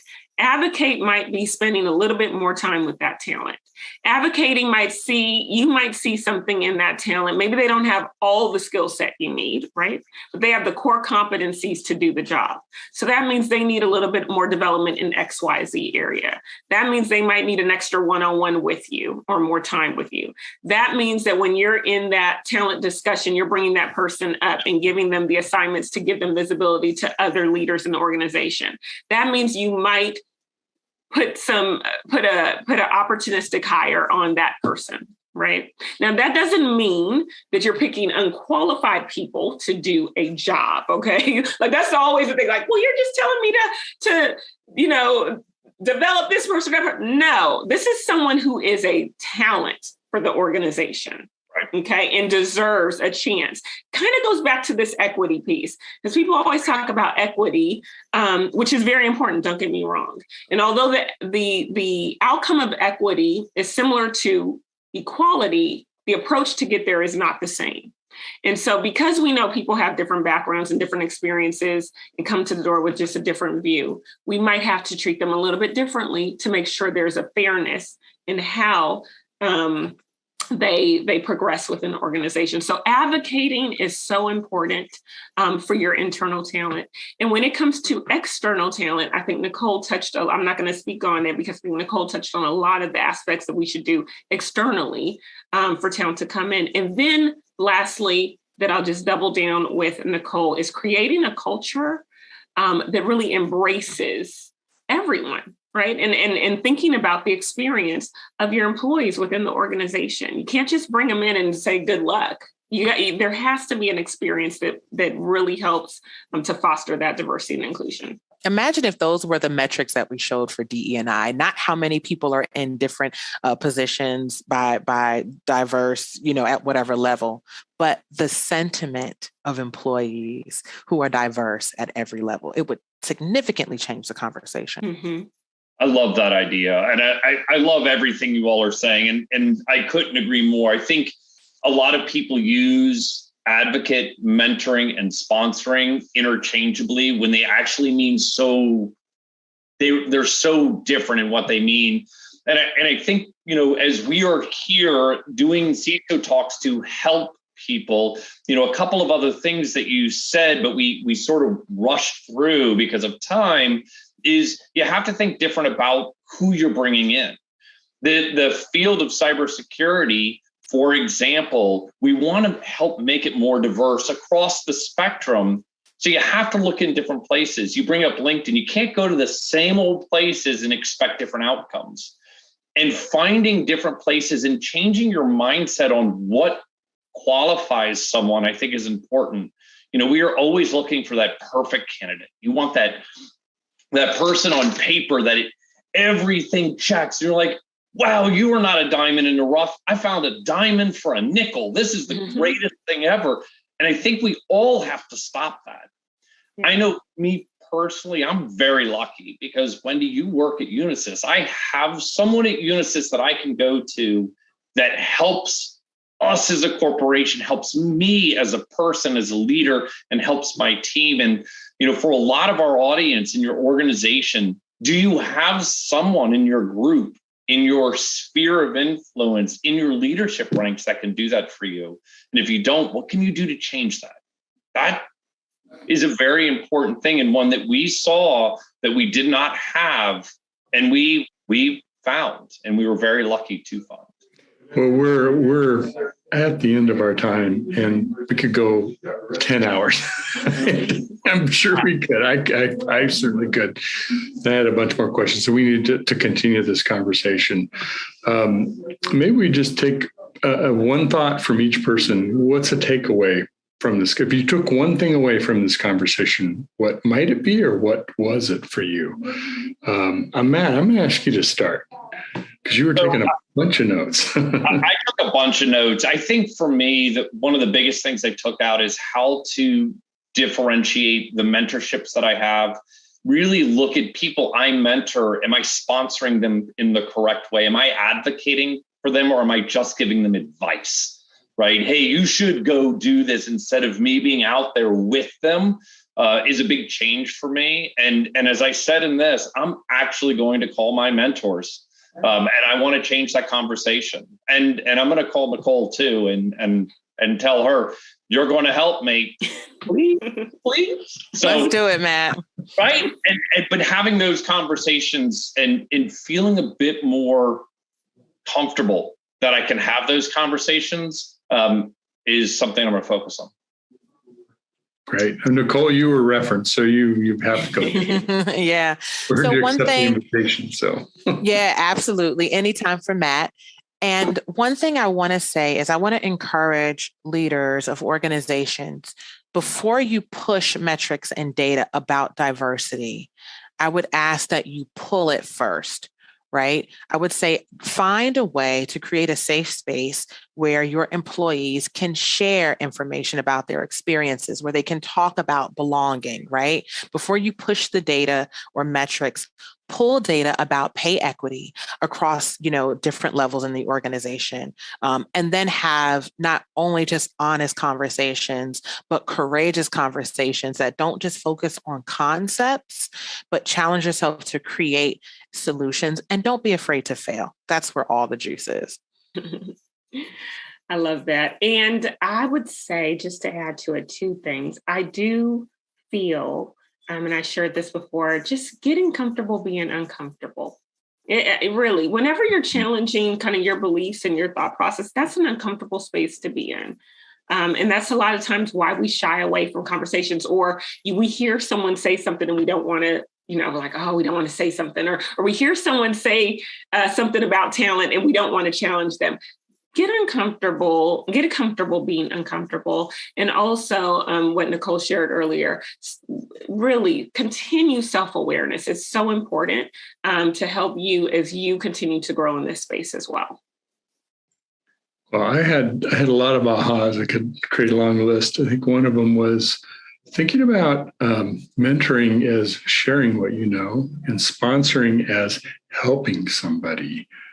We're helping somebody with what we know, but helping them in the movement, the advancement, or whatever it might be. So that's sort of a different frame of reference, and that creating the conversation, even if it's awkward, ask for forgiveness, right? Because I'm going to make mistakes. It's okay. Let's learn together, and we're going to help each other have this conversation too.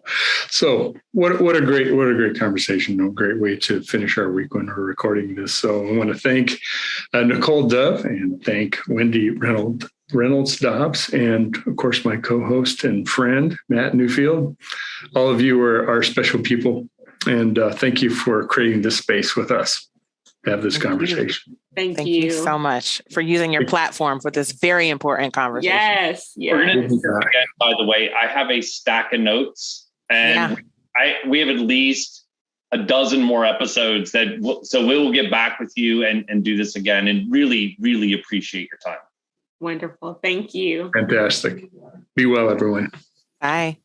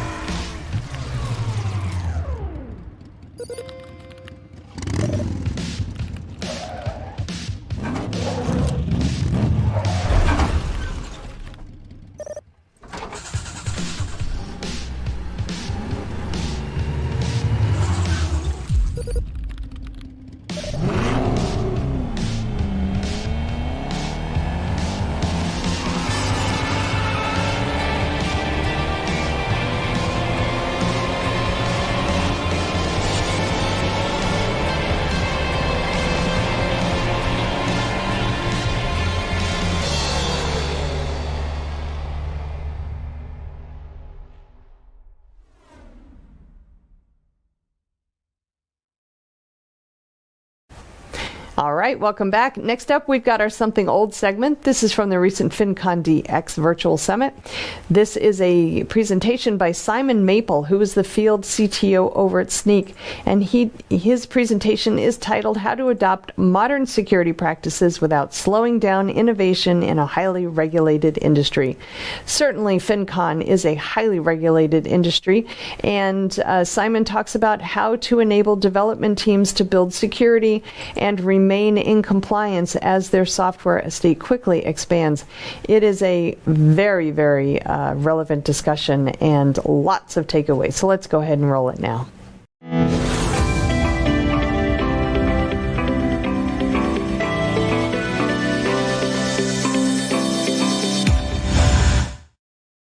Hello, everyone, and welcome to our session, How to Adopt Modern Security Practices Without Slowing Down Innovation in a Highly Regulated Industry. What a mouthful. My name's Simon Maple. I'm the field CTO here at Snyk. Joining me, Steve Kunman, the field CISO at Snyk as well. Hey, Steve, how's it going? I'm good, Simon. Glad to be on here with you. It should be an interesting discussion from both sides of the fence here.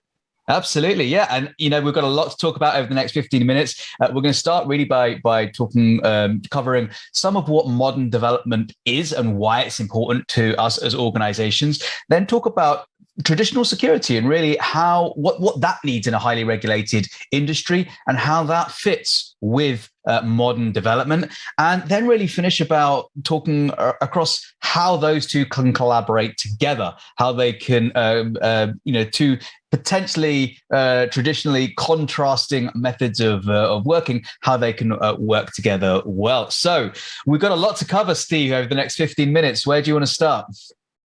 I think I would like to hear more about modern development practices and agility from your side.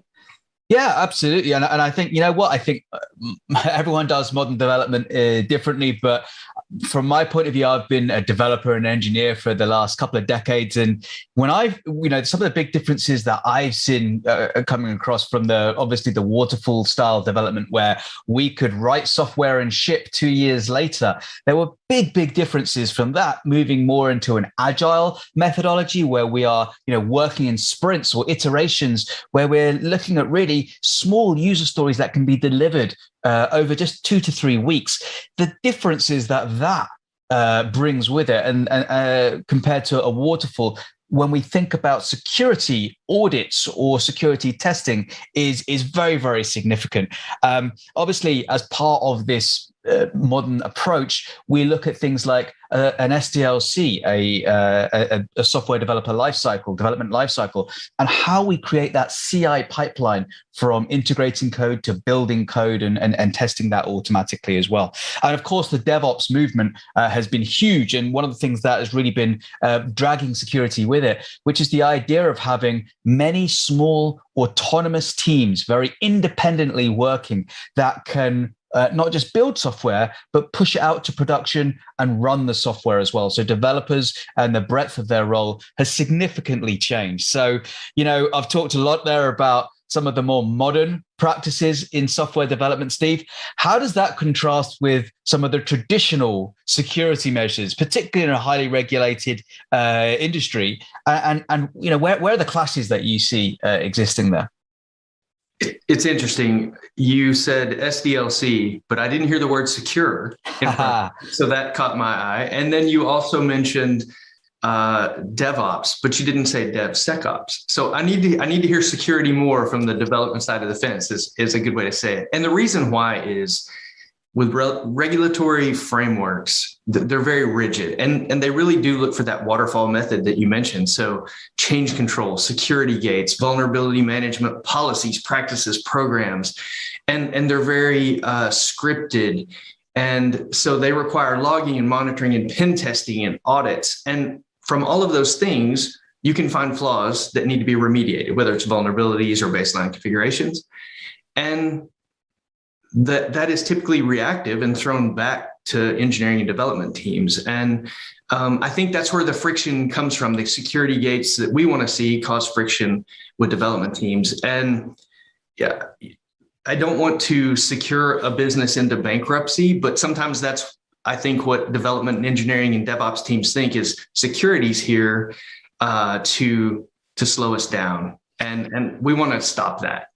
Yeah, and I love that phrase, securing ourselves into bankruptcy, because we can over-rotate on security sometimes so much that we're doing it at detriment of the speed of innovation and development. And that ultimately is the thing which we need to be competitive with our competitors, obviously. So, you mentioned gates a few times, and gates hurt. I haven't been a product developer for a while now, but I still have the scars from gates and the pains of those slowdowns that they can provide. And gates hurt. They produce friction. They frustrate developers as well, because very often, if not implemented correctly, a gate can come out of the blue, and it can frustrate developers because they're doing work over an amount of time, and all of a sudden a gate pops up and breaks their build, which is always incredibly frustrating for devs. Also, let's say a dev wants to use a particular library or a package, but all of a sudden there's a gate because we need a security team to approve that package. It really hurts some of the innovation that we have.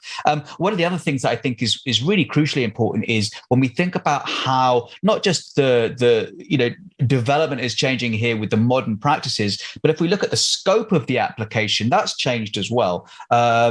Things like cloud native applications, developers today having to delve into the world of infrastructure through their infrastructure as code configurations or Docker files, and really doing much more with the deployment side of things rather than just the code they write. That surely, Steve, must really affect the security piece of that as well. It does. In the past, there were back office IT teams, operational teams that took care of networking challenges and firewalls and systems, and they were small. And some of those team folks had some security background or had been trained in security. And I think now with DevOps and engineering teams, they really go much deeper into that stack. And maybe they don't have traditional security training, or they don't have a security background. It's about product and user experience and getting that product out soon. And so security is never a big, or maybe not a big portion of that. And so I think it makes the security challenge much more difficult, because those are decentralized and diverse teams with different skill sets. And so now you have infrastructure that can be affected, code can be affected, code you write, third-party open source code. And so all of those things can have baseline configuration errors, flaws, vulnerabilities, and those things must still remain visible to security teams and auditors. Mm-hmm. And it's very interesting, actually, because like you say, previously you would have a handful of people that would do that. Now it's pretty much every developer that could do that. And as we think about enabling developers and decentralizing the ownership effectively, as well as the activities to developers from a security point of view, how does that work with the traditional auditing? How can we get into that visibility state, the auditability state, if we're pushing that much to developers? So let's switch a little bit and talk from a solutions point of view. What do we have that we can help with? I think for a decentralized model where security loses control and you shift that responsibility, you have to have some sort of automation. You want visibility into the things that are happening, how many vulnerabilities are out there, how many have been remediated. This will become important with dependency trees and things like SBOMs. If you're doing business in the US with the new directive from the US government, SBOMs, which is a software bill of materials, are very important now and will probably be a requirement for many different companies. And so you have to be able to have that visibility. Automated SBOMs would be great. Automated dependency trees would be great. That automation is key, because when an auditor comes in, they can audit your automation. And once they approve that and know that you have continuous monitoring and you have secure coding practices in place, they still have that visibility, as well as the security teams. And you can really meet those regulatory requirements with that. I think one big challenging part of an audit or a security team is awareness and training for all these folks, right? So it's decentralized. You don't have that control you want. So how can you continue to shift security left and decentralize, but also make sure that you have training and awareness for all these engineers and DevOps folks? This is a huge question, because I think ultimately when there are that many developers that could do this, could affect the security, improve the security, it's all about the enablement of all developers through a number of different ways. One is education. Another one is in the processes and also the tools that they use and the technology that they use. So let's go through them individually. So I think the first one, enablement through education. There are programs and mechanisms in which formal processes in which developers and security folks are collaborating much closer than ever before. Security champions is a really good example of this, where individuals on the engineering team become a security champion. They collaborate very closely with the security team, get education through there about what is important to know about they can get information about what risks are associated with their team or their functions. They can give the information back to the security team about areas that the application is working in, the architecture of the application. It's a really great way to share that knowledge. But equally, from the security champion's point of view, they're still a developer. The security champion is an individual on the engineering team whose primary goal is to deliver engineering code. And they then have security conversations directly with other engineers. And there's a massive difference there when there's two engineers talking versus an engineer and a security individual. So I think that enablement through education, through process changes like that is super important.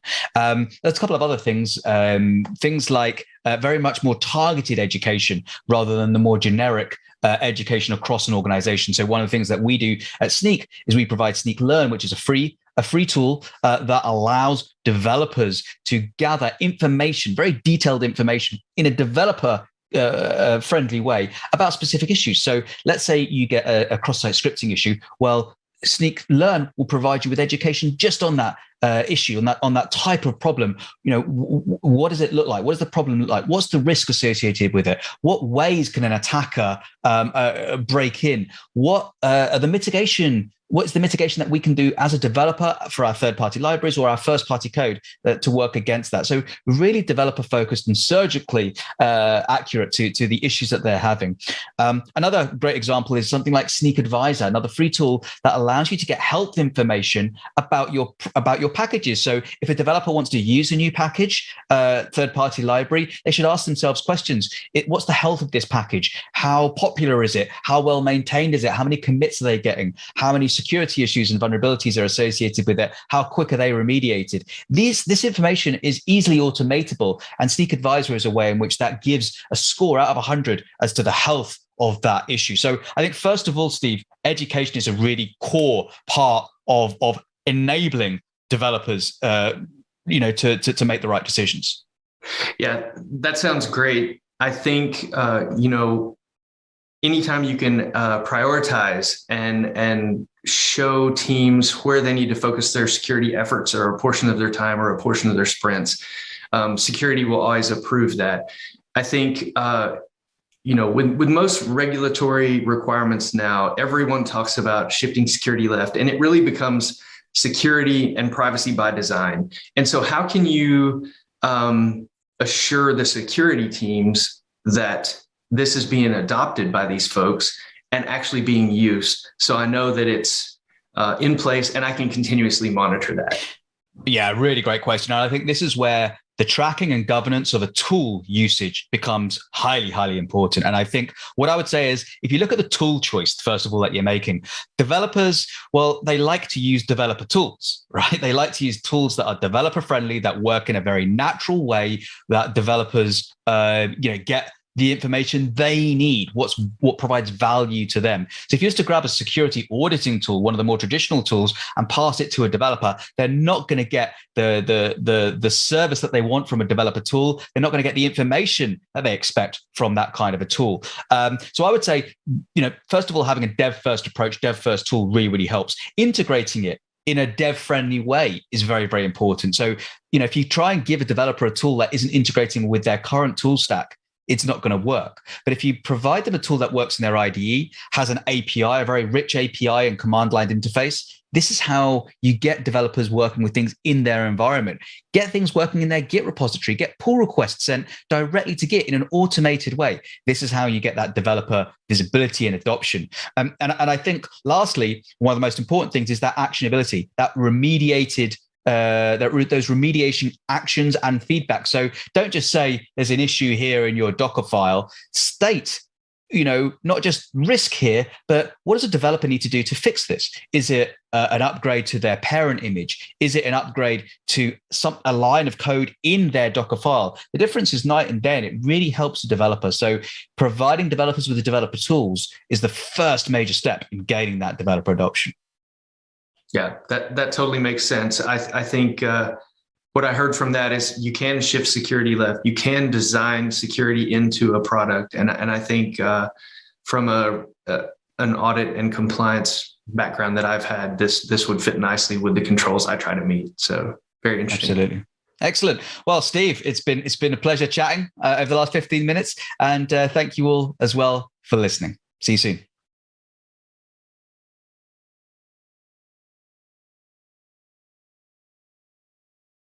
Hey everybody, happy Tuesday. This is Charlene O'Hanlon, and I'm here now with the headlines. First up on Devops.com is an article about building a reliable application installation experience with MSIX, which is Microsoft's packaging format. It is the newest replacement for the decades-old Microsoft Software Installer and Setup.exe installer technologies. MSIX is gaining acceptance and wider adoption because of the benefits it delivers: security, ease of use, and reliability in application installations. MSIX provides a new, modern runtime environment intended to protect both your applications and end-user systems.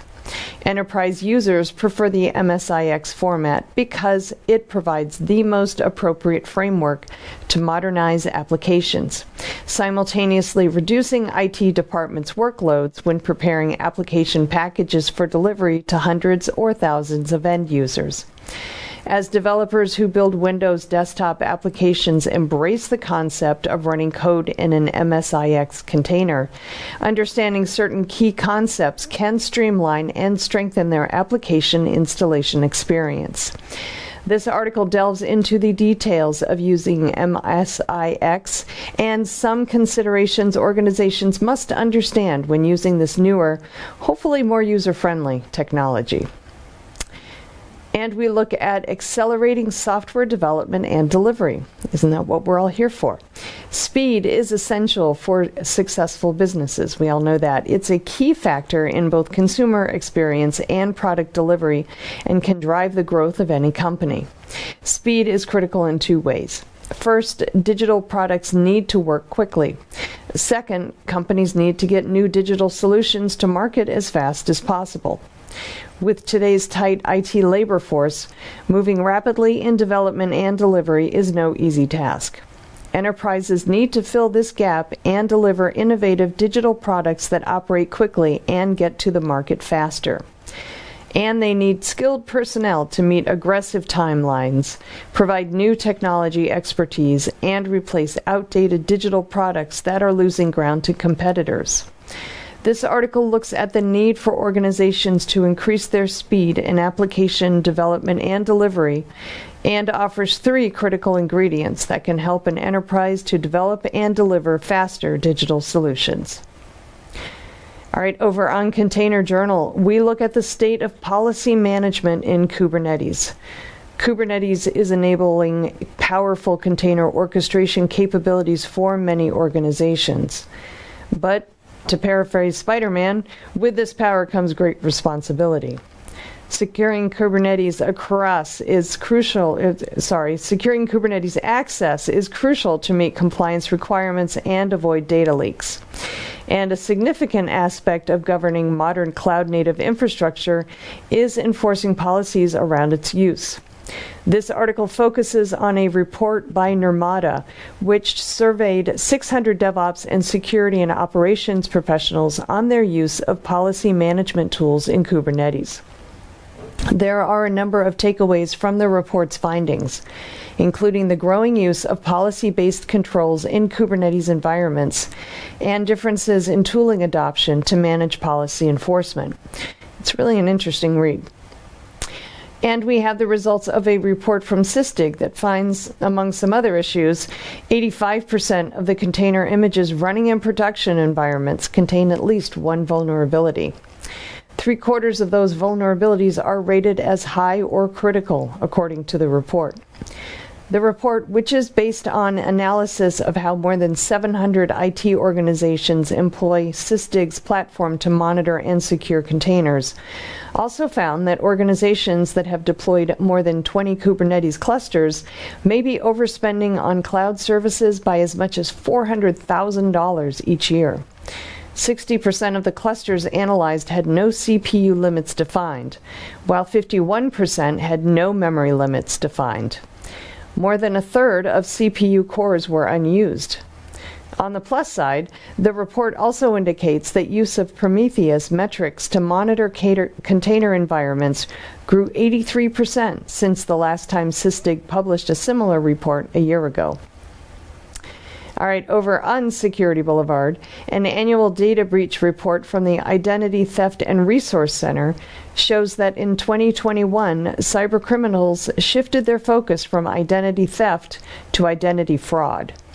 The report found a 5% decline in the number of victims between 2020 and 2021, which was due in part to cybercriminals refocusing their efforts on specific data types as opposed to mass data acquisition.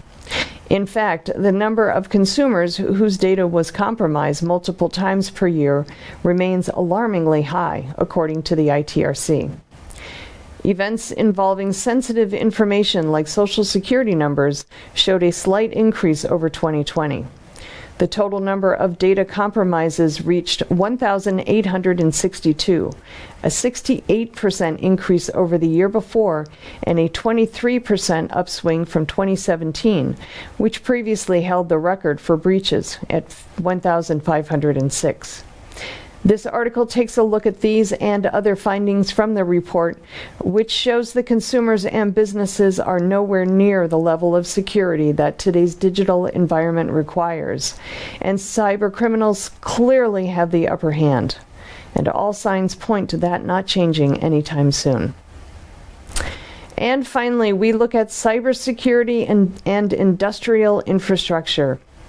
Industrial control systems demand specific approaches to cybersecurity due to their complex structure, connected devices with different capabilities, software and operating systems, and critical functions. And this isn't just a theory. Something as common as a gas station has all the attributes of an ICS. Connected equipment including pumps and tanks, controllers, a management system, and a payment system, not to mention connection to the corporate network, third-party service systems, and the internet. Just like any industrial facility, the example gas station has cybersecurity issues that companies also should consider to avoid disruptions that may affect the business, its employees, and the general public. This article looks at gas stations in particular and identifies several potential OT and IT security issues that can affect the work of a gas station. It also offers up some major security measures that should help increase the overall security level of operational technology infrastructure, be it a gas station, oil refinery, or other OT environment. All right, that's it for the headlines. I'll be back on Thursday with a fresh new batch for you. Until then, I hope everybody has a great day, and please, whatever you do, stay safe. This is Digital Anarchist. Hey, everybody. Welcome back to Techstrong TV. I'm Charlene O'Hanlon, and I am here now with Jonathan Schneider, who is the co-founder and CEO of Modern. Jonathan, thank you so much for getting on the Zoom and talking with me today. I really do appreciate it. Always a pleasure. Great. So I want to talk to you about something that I'm super stoked about, actually. It's the virtual reality and the way organizations can actually use virtual reality to their benefit. And I know your organization has kind of started doing a lot of your work in a virtual environment in the Workrooms app on the Oculus too. So tell me a little bit about that, why you guys decided to go that route, and maybe some of the benefits that you guys have noticed with it. Absolutely. I think it is good to say up front that we started with a great degree of skepticism about this whole technology and approach, and I'm sure many of your listeners will as well. I heard a podcast 3 or 4 months ago really talking about how virtual reality could really start in the business first and move towards more of a consumer use case. And I just needed to really understand. So, we started small. We actually ordered one headset initially just to understand it, experience it, because I had never had any experience with VR. Then expanded it to 2 other employees, and it's kind of gradually expanded since then. We've been working on Zoom. Our company is all remote. There's 12 of us. We've actually never met in person. It's probably not surprising. And we just felt a lack of presence and connection. So it's just a way of actually sitting together. And surprisingly, that feeling comes across more than you think it would. It's really interesting technology, and we're gonna show the audience in just a few minutes exactly what it looks like and how you guys interact in the room. But it's really fascinating to hear about the different ways that organizations are kind of dealing with this hybrid or all remote work environment. And I remember at the beginning of the pandemic, there were some companies that were trying to do stand-ups in like Animal Crossing and different environments just to kind of mix it up and make it seem like, it's not just like every day is an endless Zoom meeting. So it's really fascinating to me that we have kind of harnessed, if you will, this technology and made it so much more than, an endless Zoom meeting. And I wonder, when you guys set out to do this, I mean, were you actively looking for another approach to collaboration, or is this just something that you guys decided, well, we'll give it a try and see how it works? We did it opportunistically. I feel like more modes of communication are rarely a bad thing. Of course, we already had Zoom. It was an inexpensive investment. These headsets are about $300 each relative to the cost of the laptop, which, we regularly send out to employees is very, very little. Right. And so I thought, if it would give us a greater sense of presence or, connection, it's worth that kind of investment. And so that's how we really approached it. It's going to be easy, I think, as a skeptic to say, look, we should be meeting in person. We should be, we shouldn't be, escaping into a virtual world to escape reality. And I think we're not at all about escaping reality. It's about adding additional modes of communication that, can help when we aren't able to be together in person. So what exactly are you doing in the workroom? Are you spending all day long in it, or are you doing stand-ups or just ad hoc meetings, or what is your kind of mode with the workroom? It's sometimes stand-up, although not every day. And it's generally ad hoc. So these headsets right now are wireless. The battery life is about an hour and a half. So, you don't stay in there the entire day. We've reached a point where we're comfortable being in there for an hour and a half if we want to be. But, just to relay an event from a couple of weeks ago, I was working on a production issue with one of our engineers, and there were 2 of us sitting side by side in this room. One of our screens was projected largely on the board in front, and we were working through this issue. Another member of the team joined the room thinking maybe I'll contribute to solving this problem. He actually wasn't able to, he didn't have the context, but he just kept sitting there. And he was here looking at his own screen on his desk working and just kind of absorbing this background information about as we're debugging this problem. And I thought that is an experience I haven't had since, I've sat in an open floor plan office in years. So I imagine your employees also when you guys first started doing this, they were also a little skeptical of it, or were they just really gung-ho to give it a try? Mostly skeptical, I would say. The first two, I said we did 3 headsets originally. We picked 2 people that were interested and engaged, but most people are skeptical, and again I was too. It's just a low-cost investment. I suggest try it, and it won't be for everybody, I think. And have you had more people in your organization say, count me in. This is the way I want to work from now on? I think it's gradually moving that way. I think right now the technology is pretty polished, but there's definitely rough edges. I think the next generation devices resolution is going to be significantly better. Latency will keep falling, battery life will increase. This very much feels like the early PC era, and being a business that's adopting a technology that ultimately will be pretty ubiquitous, I think. And so it's really an organizational question. Do you want to be on the leading edge of this, or do you want to be behind? I think, I run an enterprise B2B software company, and we work on developer tools, and we work with developers all the time. We've actually had customer engineers voluntarily join us in our room to work with us on an implementation issue, but then they'll come back and just hang out later. So, there's this mode of connection, even with customers outside the company, that I think is really compelling, especially, small companies. We're always looking for any advantage we have, because we have plenty of disadvantages. And this is one, I think, that you can really leap to. Well, that's great. That's great. So why don't we go ahead and jump into the workroom, and we can check it out, and you can kind of give me the grand tour if as it were. Sound That's good? Right.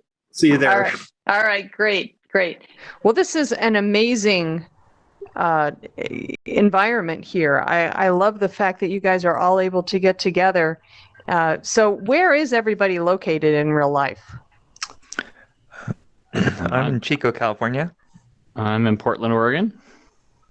Austin, Texas. Southwest Missouri. Sacramento, California. Okay. All right. Great. So have you guys ever met each other in real life? A few of us, yeah. We used to. Some of us worked together previously, and then I've had an opportunity to go up to Seattle and meet folks up there.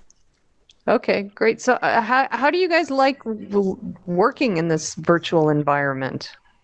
Do you notice any limitations to it, or do you find it pretty easy to use? That's a big question. I think both of those are true. They are, yeah. It's really nice to be able to get together and work collaboratively on something in what feels like a physical space. But this is, and Jonathan talks about, this is a generation 1 technology of this. And you can see some people's keyboards, you can see John's keyboard over here, but you can't see mine because my keyboard's not supported yet. So I have to have this pass-through mode. So it looks like a ghost version of my desk right in front of me. Gotcha. Yeah, text input for me is still a little, I'm kind of, I guess I have high expectations, and I'm a little picky about typing and being able to see it. And I recently had to get contacts, so the Quest 2 headset uses your distance vision as your of your prescription. So I have bifocals normally. So your options are third-party diopters that go on your lenses, or I went the contacts route so that I could see, so that I could actually see things inside. So that's interesting. That's something to be concerned about.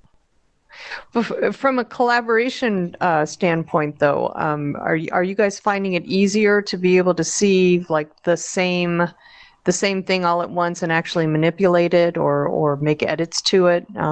It seems like more real time than real time. It did remind me a little bit of going to the WeWork previous company. We had a WeWork, and just being able to kind of hop in and out while other people are kind of doing their thing, and you're sitting here and you're actually talking, and it's it's more real life than Zoom because it's 3-dimensional, and it's there's spatial awareness that you're turning your head and things that you're not doing on Zoom.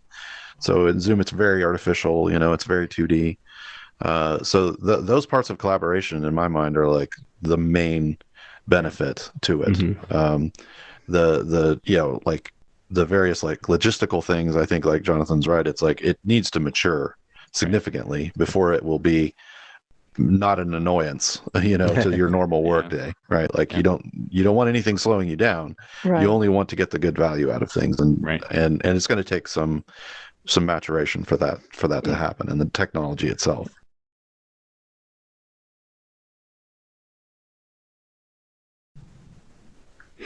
So one of my favorite things about this is you can see me holding the controller here.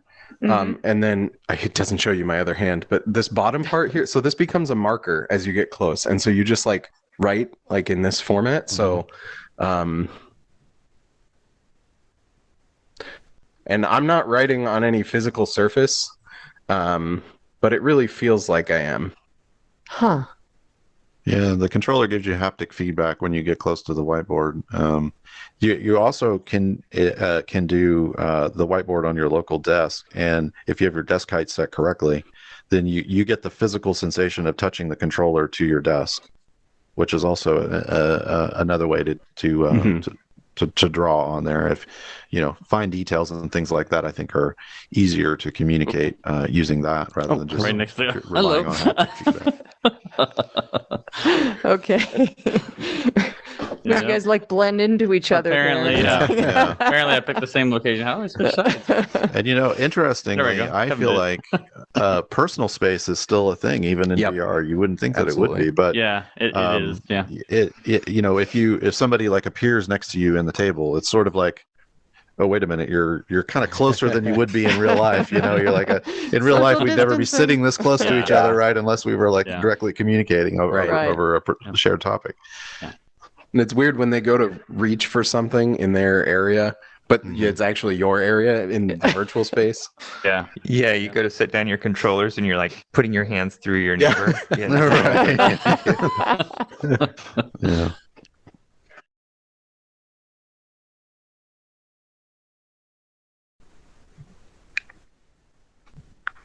This is awesome. So are you guys, I don't know, would you consider yourself sold on this technology? Is it something that you guys want to continue doing and utilizing, especially as it becomes more advanced and maybe user friendly? 100%.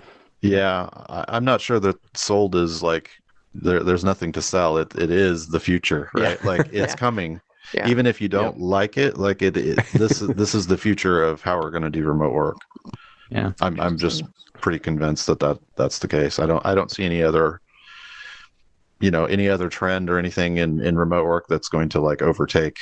Right. This is going to just continue to get better, and the graphics and resolution, the frame rate's going to get better. Mixed reality rather than complete virtual reality.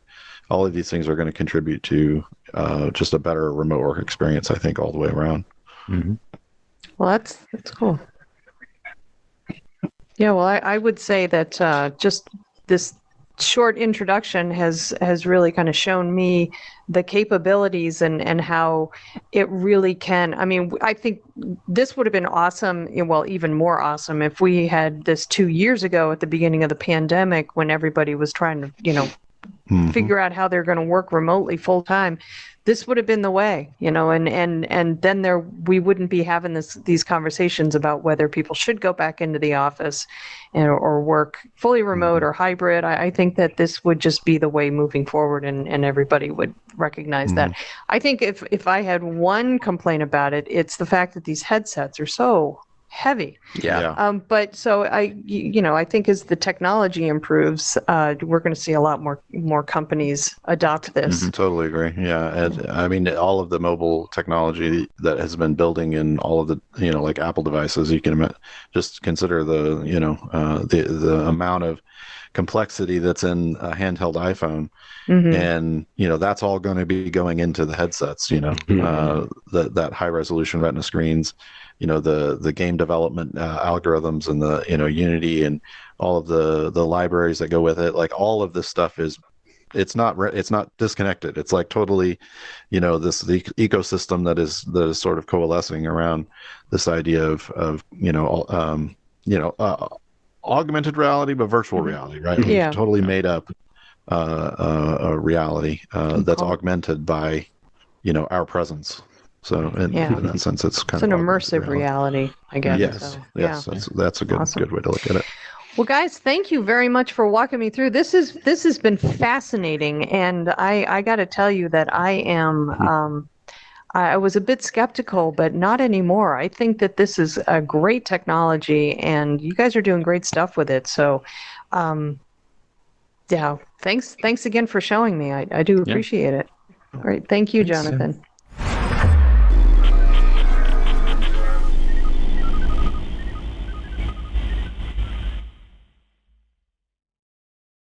CISO Talk, to hear how real-world CISOs are dealing with today's real-world issues. From enabling secure remote workers to accelerating secure cloud adoption, defending against a pandemic of security attacks and beyond, CISO Talk covers the cyber topics you want to learn about. With your hosts, Unisys CISO Matt Newfield and MediaOps CEO Alan Schimmel, featuring a revolving panel of CISO cyber experts. This is where CISOs talk. Join us on digitalanarchist.com and techstrong.tv. Hey, everybody. Happy Tuesday. And this is Charlene O'Hanlon, and I'm here now with the webinars preview. I always tell you we have so many great webinars coming up on Devops.com, Container Journal, and Security Boulevard.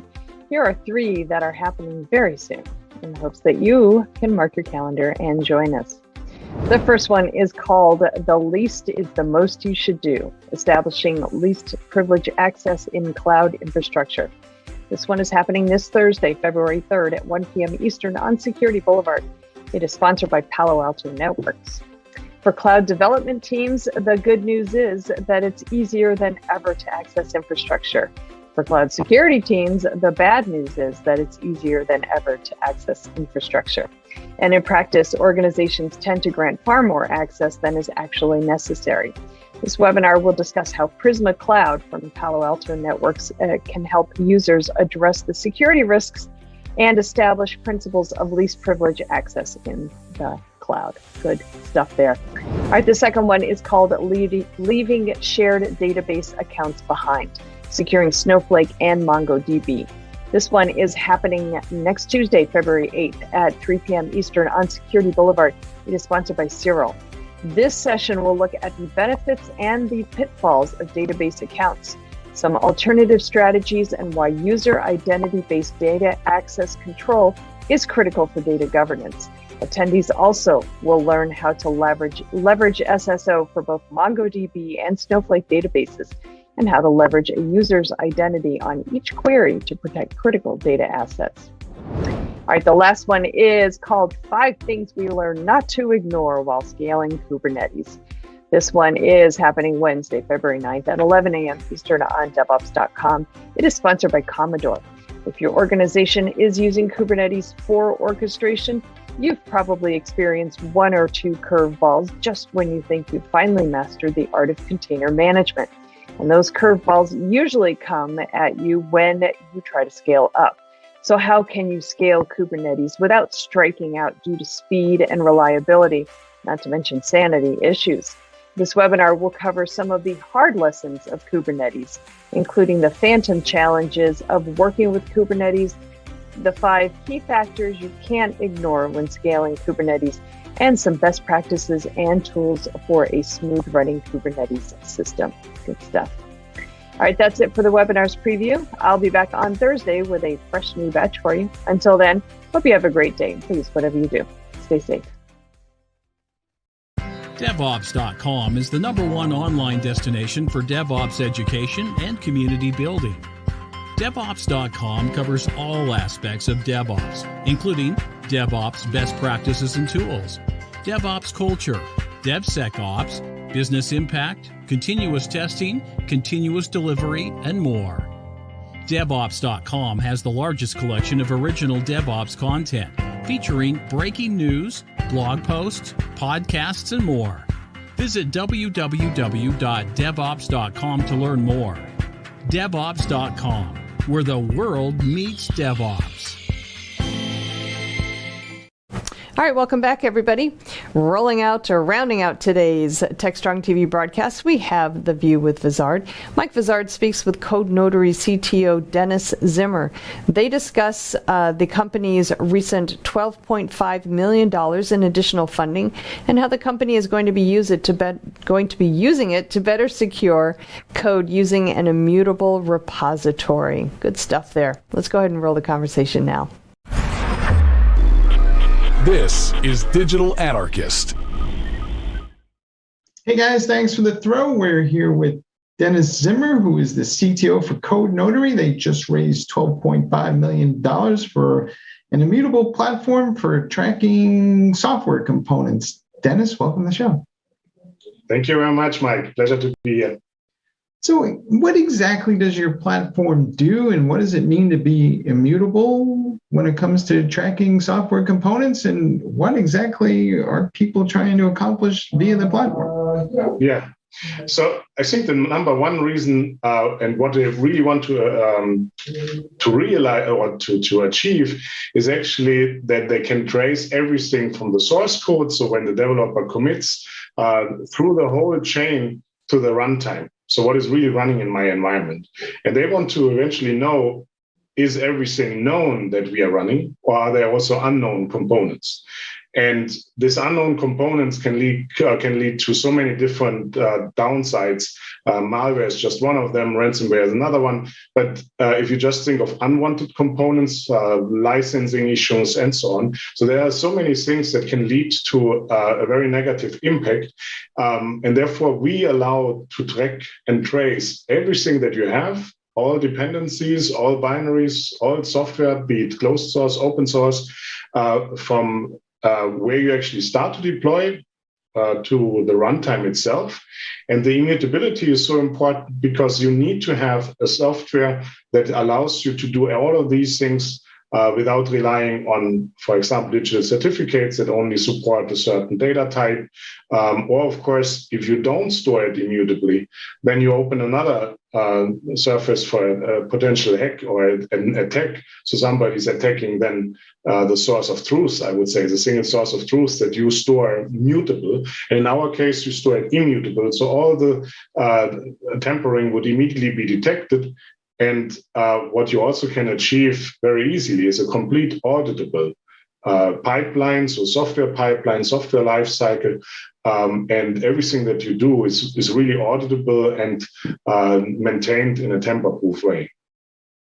So what does make it immutable? I mean, people have been tracking software components for a while. They've had repositories, registries, whatever it might be. What's this immutable piece of it, and how does it work? So when we started the company, we looked into different technologies and platforms we could potentially use. Back then, there was only blockchain technologies, but we quickly realized that blockchains are not fast enough. So when you think of a larger corporation's pipeline or the software delivery, we speak about hundreds of thousands or even millions of transactions that go by every single day. And you don't want to slow down your software delivery just because you want to be immutable. And we couldn't find any solution out there, so we built it ourselves. So therefore, in 2019, we started developing open source database, an immutable database called ImmuDB.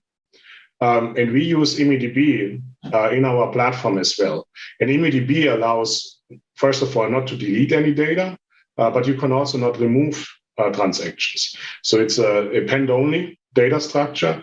And what is special about ImmuDB is that it's client verifiable.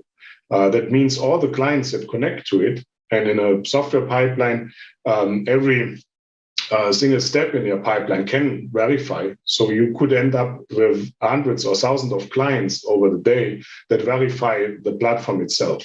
So tampering is not really possible. Everybody or every client is automatically detecting what is going on. And that also goes along with, I would say that it's currently buzzword, but zero trust platform, zero trust technology. In our case, it's also that ImmuDB can run on an untrusted storage because the clients verify all the time.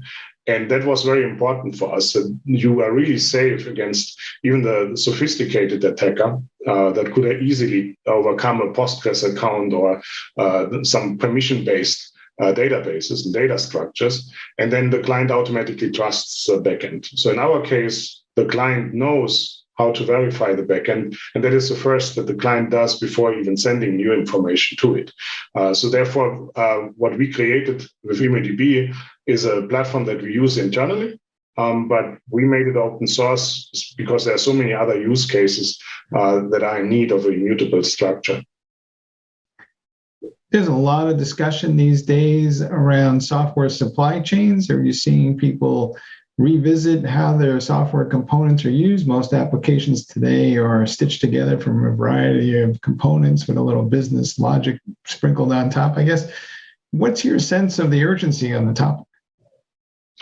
I think 2 years ago, people didn't saw too much about it. So they maybe created some software bill of materials, they stored it somewhere, but it was more for their internal, I would say, cataloging or having a change management in place. But it was really not to avoid software to enter your software build pipelines. And I think Sovereigns was the first eye-opener for many companies and many security officers also in companies. And since then, probably the most prominent one was Log4j. So that was, I would say, the single component that opened pretty much the eyes of everyone. Saying, oh, we need to immediately be able to find, if we use Log4j in any kind of application, be it our own application or a third-party supplier vendor application. And since then, everybody is looking into supply chain protection, supply chain cataloging, so you know exactly what you have. And I would say a year ago, it became more and more important. But about 3 months ago, people are really extremely keen about.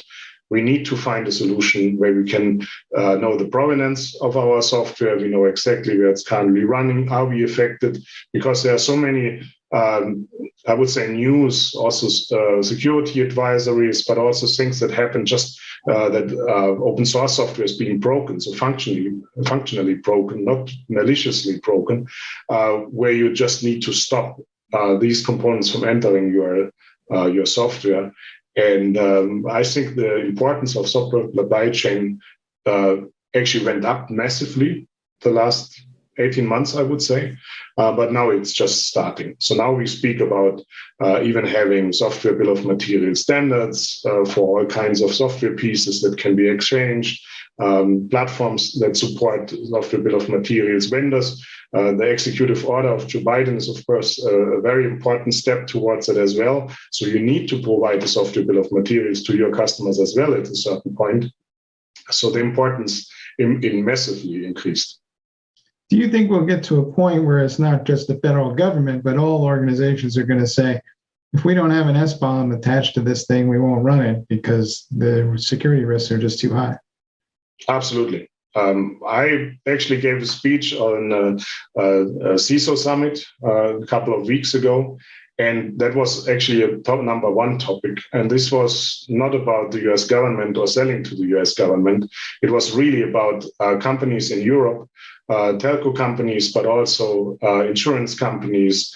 They are actually very, on one hand, scared, but on the other hand, for them, that is the only way how they can structure their procurement. So for them, the ideal solution would be, as part of the procurement, the vendor needs to deliver a software bill of materials as well. So starting from when the software has been purchased, you know, at any given point in time, Are we using certain components? Is a vendor using certain components?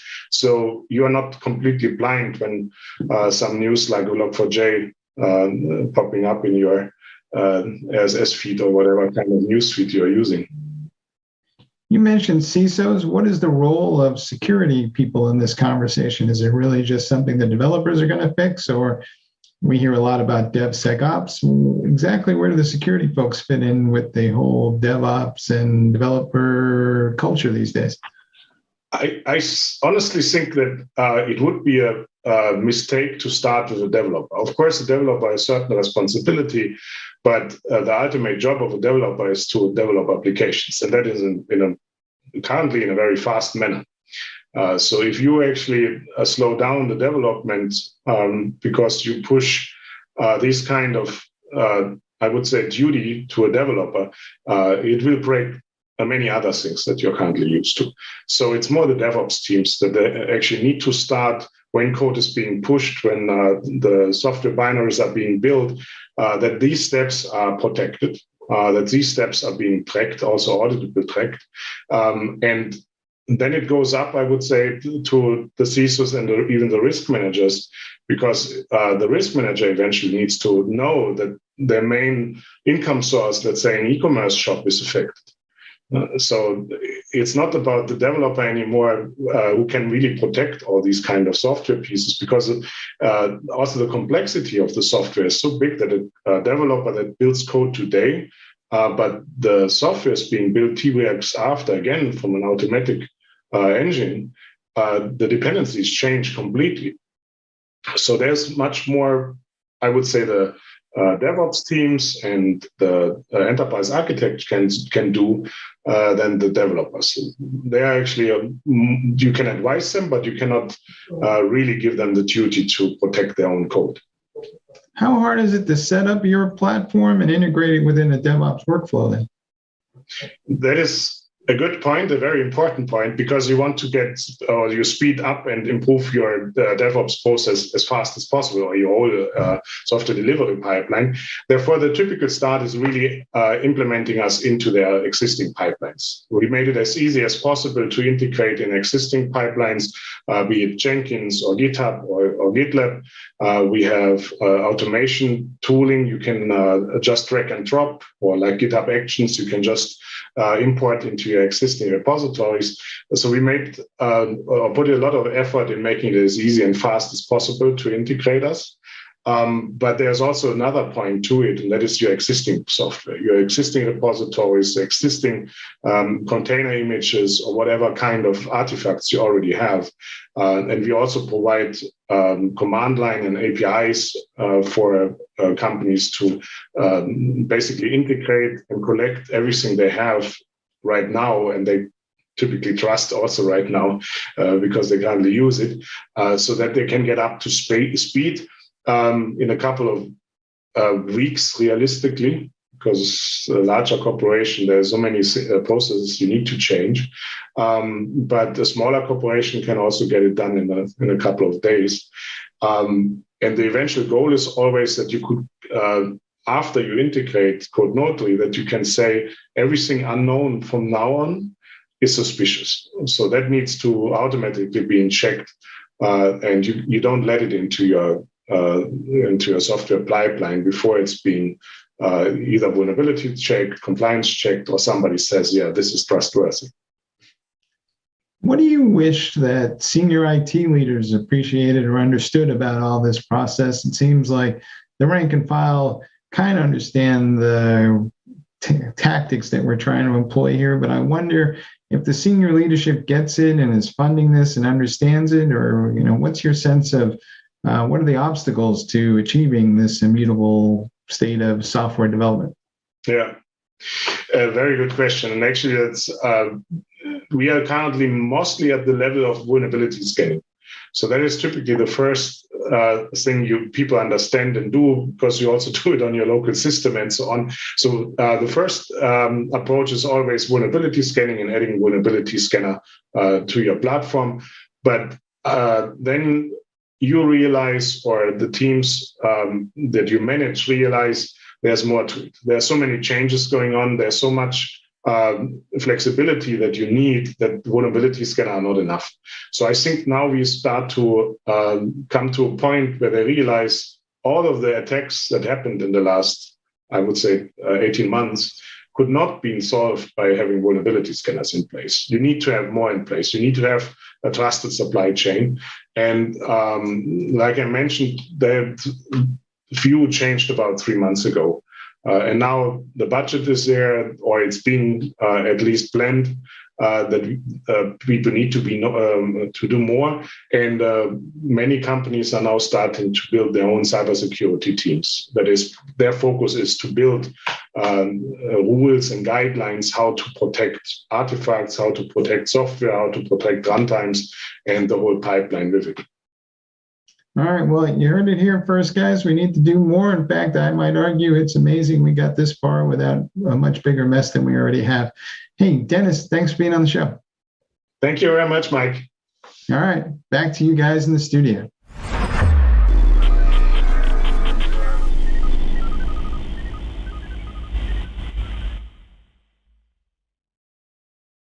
SecurityBoulevard.com is the leading resource for news, analysis, and education on challenges facing the cybersecurity industry.